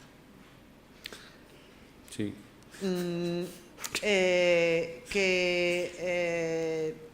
Llega tarde, que se ha perdido aquella magia. No, mire, en el teatro en España siempre han llegado tarde. Bueno, sí, eso es. ¿Y en dónde fue? ¿En Puerto Llano? No querría. No. En Alcázar de San Juan me acuerdo que tuvimos que parar la representación porque los niños corrían por el patio central de butacas porque los habían soltado los padres. Quiero decir que en España lo del fenómeno del teatro es un fenómeno muy curioso, ¿no? Ahora se ha perdido en parte por lo de comer. Yo no sé por qué tienen tantas ganas de comer en el teatro o de beber. Yo eso sí que antes no lo veía, ¿no? Pero no, yo no creo que hayan perdido el respeto, ¿no? Yo incluso le voy a decir que les encuentro mucho más callados ahora que antes. A veces suena algún teléfono móvil, se ilumina alguna pantalla, pero yo creo que el trato es muy distinto. En los años 70 y tantos, esto de la transición, había estas cosas que cuento, ¿no? Incluso le voy a contar que en el año 80, en Pozuelo de Alarcón, al lado de Madrid, yo hacía un recital de canciones y poemas de Bertolt Brecht, y había habido una corrida de toros en donde hacíamos el recital. Y acabada la corrida de toros, montaron allí un tabladillo y nos pusieron a hacer el recital. Yo estaba un poco asombrado ante el marco que nos había preparado la concejala de Cultura. Y cuando estaba recitando los primeros poemas de Brecht, pues noto que me tocan en el tobillo, porque era la altura que tenía el tabladillo aquel, y había un señor que me dijo, falta mucho para el baile. Ante lo cual yo dije, miré al pianista, que teníamos un pianista, y le dije, hice así con los dedos, corta, y el recital, que duraba más o menos 50 minutos, una hora, pues quedó reducido como a 35, porque dijimos, estos eran que son muy brutos, los de cerca de Madrid son todos muy brutos, y Pozuelo de Alarcón, aunque parece que es fino, luego el pueblo es muy bruto. En ese momento dije, a lo mejor nos empiezan a tirar piedras si no empieza el baile, así que quitamos enseguida las canciones de Brecht, los poemas hermosísimos, y le dejamos el baile y que Dios les bendiga. Es decir, que no hubo más problema. Y bueno, si me permite hacerle un comentario, he visto varias veces La Mujer de Negro. Sí. ¿Qué se siente cuando un teatro se queda absolutamente en silencio? Sí. Y se palpa el miedo? ¿Cómo se siente en esa obra? Verá, eso es muy interesante. Perdona, porque era aterrador cuando nos salías por la espalda. Sí, ya lo sé. Verá, ha hecho antes una cosa que el público no tiene en cuenta, lo de irrepetible del teatro, eso es cierto, sí. Es un fenómeno estupendo lo del teatro. Es una creación que al día siguiente es distinta. Si mañana hiciéramos este acto, no sería igual, sería distinto. Ese es el momento creativo, que si sale bien queda estupendo, si sale mal, adiós, muy buenas. Y en La Mujer de Negro, eso que me dice, se palpaba muy bien, pero había días que yo personalmente en el escenario me asustaba. Hubo un día en Valencia que fue un colegio y había gente muy joven y se asustaron tanto que yo creí que podían salir corriendo y montar una catástrofe. Me asusté. Yo no recuerdo y bajé el tono de... vaciarse un teatro como hizo la primera función en el Cervantes, sí, y la segunda fue en el Alameda, que ahí fue donde fui. Sí. Yo no he visto vaciarse un teatro con esa rapidez cuando al final los tres corríamos. Sí, en el Teatro de Alameda pasó una cosa muy curiosa, porque el otro intérprete de la obra, Jorge de Juan, se cayó al foso de la Alameda un día. Y bueno, como estábamos siempre trabajando a oscuras, de pronto yo vi que desapareció. O sea, ¡buah!, se fue abajo. Oí un ruido enorme y nada más. Y de pronto dije, este se ha matado. Y de pronto había... Hasta que oí que de pronto desde abajo su voz volvía a sonar. Y dije, no, pues no se ha matado. Y entonces el chico acabó la función, pero tenía fracturado el brazo, se fracturó el brazo. Y terminó la función en el Teatro de la Alameda. Esa función, mire, tuvo muchos problemas. Y sin embargo es una de las funciones que más me ha gustado hacer. Pero al principio yo me había aprendido el otro personaje. Quiero decir, me equivoqué al memorizar, y cuando llegamos a ensayar el primer día a Valencia, me encontré con que yo me había aprendido el papel del otro, no el mío.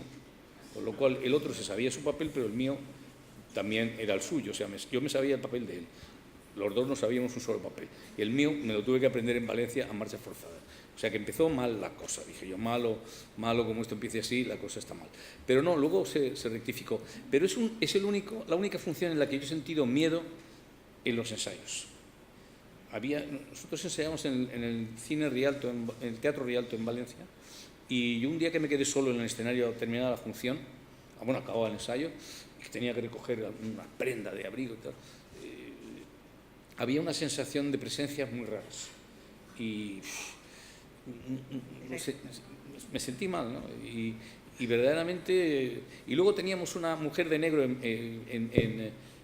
hubo varias mujeres de negro a lo largo de tantas funciones. Hubo una en Madrid que se llamaba Carmen, que era muy curiosa, y esta Carmen se dedicó...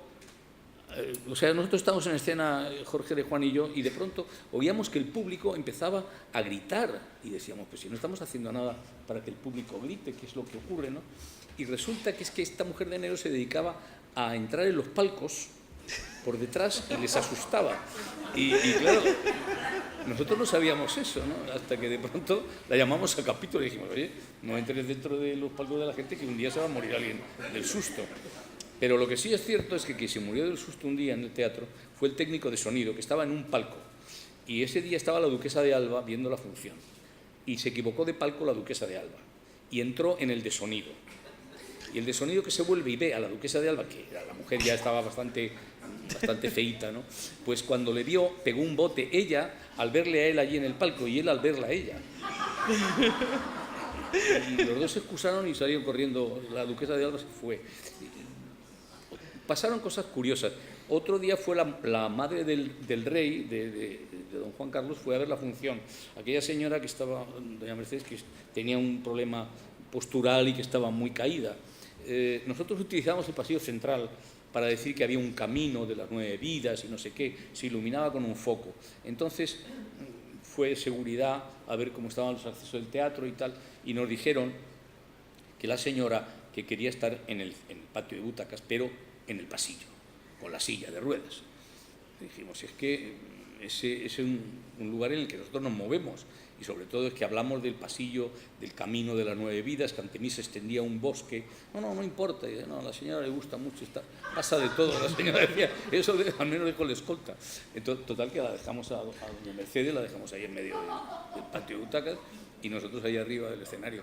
Y claro, llegó el momento de ante mí se extendía una laguna, y entonces hubo un foco que dio a doña Mercedes, y el otro actor dijo, ante mí se extendía una laguna y el camino de las 9 vidas, misterioso. Y ahí estaba la señora aquella, y nosotros diciendo, trágame tierra, o esta señora a lo mejor se va a ofender. Pero fue una cosa circunstancial. No, anécdotas de esas pasaban constantemente en el teatro y son muy divertidas. Esa obra daba para muchas cosas. Pasaron muchas cosas. Don Emilio, buenas tardes. Yo quería preguntarle sobre esas soluciones que, según usted, podían mejorar el teatro español, independientemente de lo de bajar el IVA. No, tampoco tengo la hoja de ruta perfecta, ¿no? Mire, lo primero que yo haría sería neutralizar o por lo menos reestructurar lo que se llama el cuerpo de programadores teatrales. Los programadores teatrales pueden ser una bendición o pueden ser una maldición para las ciudades. Aquí en Málaga son una bendición, lo digo sin que me duelan prendas, porque el programador del Cervantes es un programador bastante ecuánime y que sabe mucho del teatro. Pero si te encuentras con un programador que no le gusta el teatro, puede hundírtelo. Hay varios magníficos programadores. Cito al de Málaga, al de Reus, me parece que también hay uno muy bueno en Manacor. Es decir, que hay varios que están muy bien, pero la mayoría no les interesa lo que están haciendo. La mayoría están ahí puestos porque son funcionarios, algunos vienen del ayuntamiento, otros vienen de otros sitios y están ahí. Y yo creo que eso es una de las cosas que habría que reestructurar o cambiar, y luego habría que modificar todo lo que es ingresos por teatro. Yo no haría nunca un espectáculo gratuito, jamás. O sea, el público tiene que apreciar que eso vale algo. 1 euro, 50 céntimos, 5 euros, algo, pero que la cultura es de todos, pero también tenemos que pagarla entre todos, y que no es solo el Estado el que tiene que pagar, que somos nosotros también. Esas serían unas soluciones a medio plazo. Luego haría una reestructuración muy profunda de los centros dramáticos en Madrid. Mire, el Centro Dramático de María Guerrero tiene casi 400 funcionarios en plantilla. 400 es mucho, es excesivo para una compañía teatral, desde mi punto de vista, ¿no? La Compañía Nacional de Teatro Clásico le pasa lo mismo, no tiene 400, pero tendrá 100 y pico, ¿no? Yo creo que eso necesita una reestructuración pactada entre sindicatos y el gobierno. Todo ese tipo de cosas yo creo que mejoraría mucho las actuaciones teatrales. Luego, la protección del teatro fuera de Madrid no impediría el que hubiera figuras del teatro que pudieran circular por todo este país. Es que ahora, por ejemplo, yo Galicia ya no la piso, Euskadi no la piso, Cataluña no la piso. Esto es muy grave. Eso es muy grave para la cultura en general, no digo en mi caso que no la pise yo la piso cuando quiero, que voy de viaje, pero yo creo que eso es, hay algo que hay que modificar ahí. Y una de esas son un poco las medidas más o menos que habría que estructurar naturalmente en connivencia con sindicatos y con el gobierno central y con los gobiernos autonómicos. Es doloroso hacer cosas de ese tipo, pero yo creo que hay que hacerlas y que ese sería uno de los futuros inmediatos de cómo reestructurar el teatro. Porque en la época franquista nosotros pagábamos muy pocos impuestos. Pagábamos el ITE, o sea, el impuesto de tráfico de empresas, y luego un impuesto a menores, que era el 0,5 de la taquilla, iba para protección de menores. O sea, que nosotros hemos protegido a muchos menores en este país, pero era una equivocación del taquígrafo de las Cortes. Realmente no era el 0,5, era el 005. Y entonces se equivocó y puso 0,5 y nos hundió a todos. Pues nos metió un impuesto de pasar del 0,05 al 0,5, la cosa era grave. Y eso yo creo que también habría que modificar la fiscalidad. La fiscalidad es importante. Nosotros, por ejemplo, a nivel de fiscalidad estamos muy maltratados, la verdad. Nosotros le hemos pedido al Gobierno una fiscalidad equivalente a la francesa, que son pagar unas cantidades anuales a cuenta y luego cerrar el ejercicio al tercer año, y si hemos pasado la cantidad, pagarla, y si no, que nos lo devuelvan, pero que nos dejen un margen, dada la precariedad con la que estamos trabajando.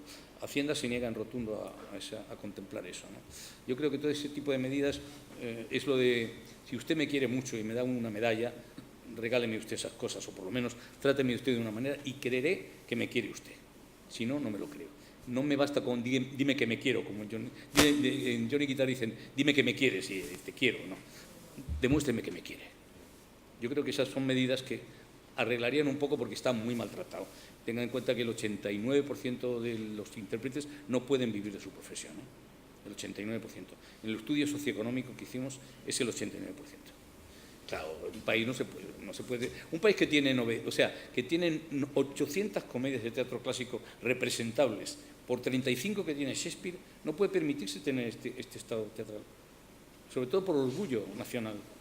Sobre todo por orgullo en Europa, por orgullo en el mundo. ¿Cómo vamos a estar diciéndole a los latinoamericanos lo buenos que somos si no protegemos lo nuestro? No le podemos decir nada, si ellos lo protegen mejor. Los mexicanos tienen un festival Cervantes en Guanajuato, porque también es su lengua, que no acabe, ¿no? Yo creo que eso es lo que tenemos que hacer. Son medidas más o menos pergeñadas, no le digo yo que tenga la solución, pero bueno, algo arreglaría. Más o menos me refería a eso. Yo creo que, si no hay más preguntas, pues agradecemos a la profesora Rosa Ramos Jaro este excelente, ¿no? Sí, sí. Intervención magnífica. A ti, Emilio, pues nada, ya sabes que si os he podido aclarar un poco esto, a lo mejor lo he confundido más, pero bueno, no, en cualquier caso. Ha sido excelente contar contigo. Muchas gracias. Para todos nosotros, para esta ciudad, para esta universidad. Muchas gracias. Y así te lo hacemos saber. Muchas gracias. Para mí es muy importante pensar eso. Insisto en que la universidad tiene un punto de contacto con el teatro. Sí, yo que he investigado en archivos y en sitios a través de la historia de la familia, sé lo importante que son los archivos, en la labor que se hace en universidad y en archivos en cuanto a la investigación, y eso es algo que tenemos que agradecer enormemente, ¿no? Esos programas que has puesto ahí, de los que estoy muy familiarizado con ellos, pues dicen mucho en tu favor, y sobre todo dicen mucho en favor de la ciudad en la que esto se conserva, ¿no? Así que muy agradecido a todos vosotros por estar aquí. Encantado. A todos vosotros también. Gracias.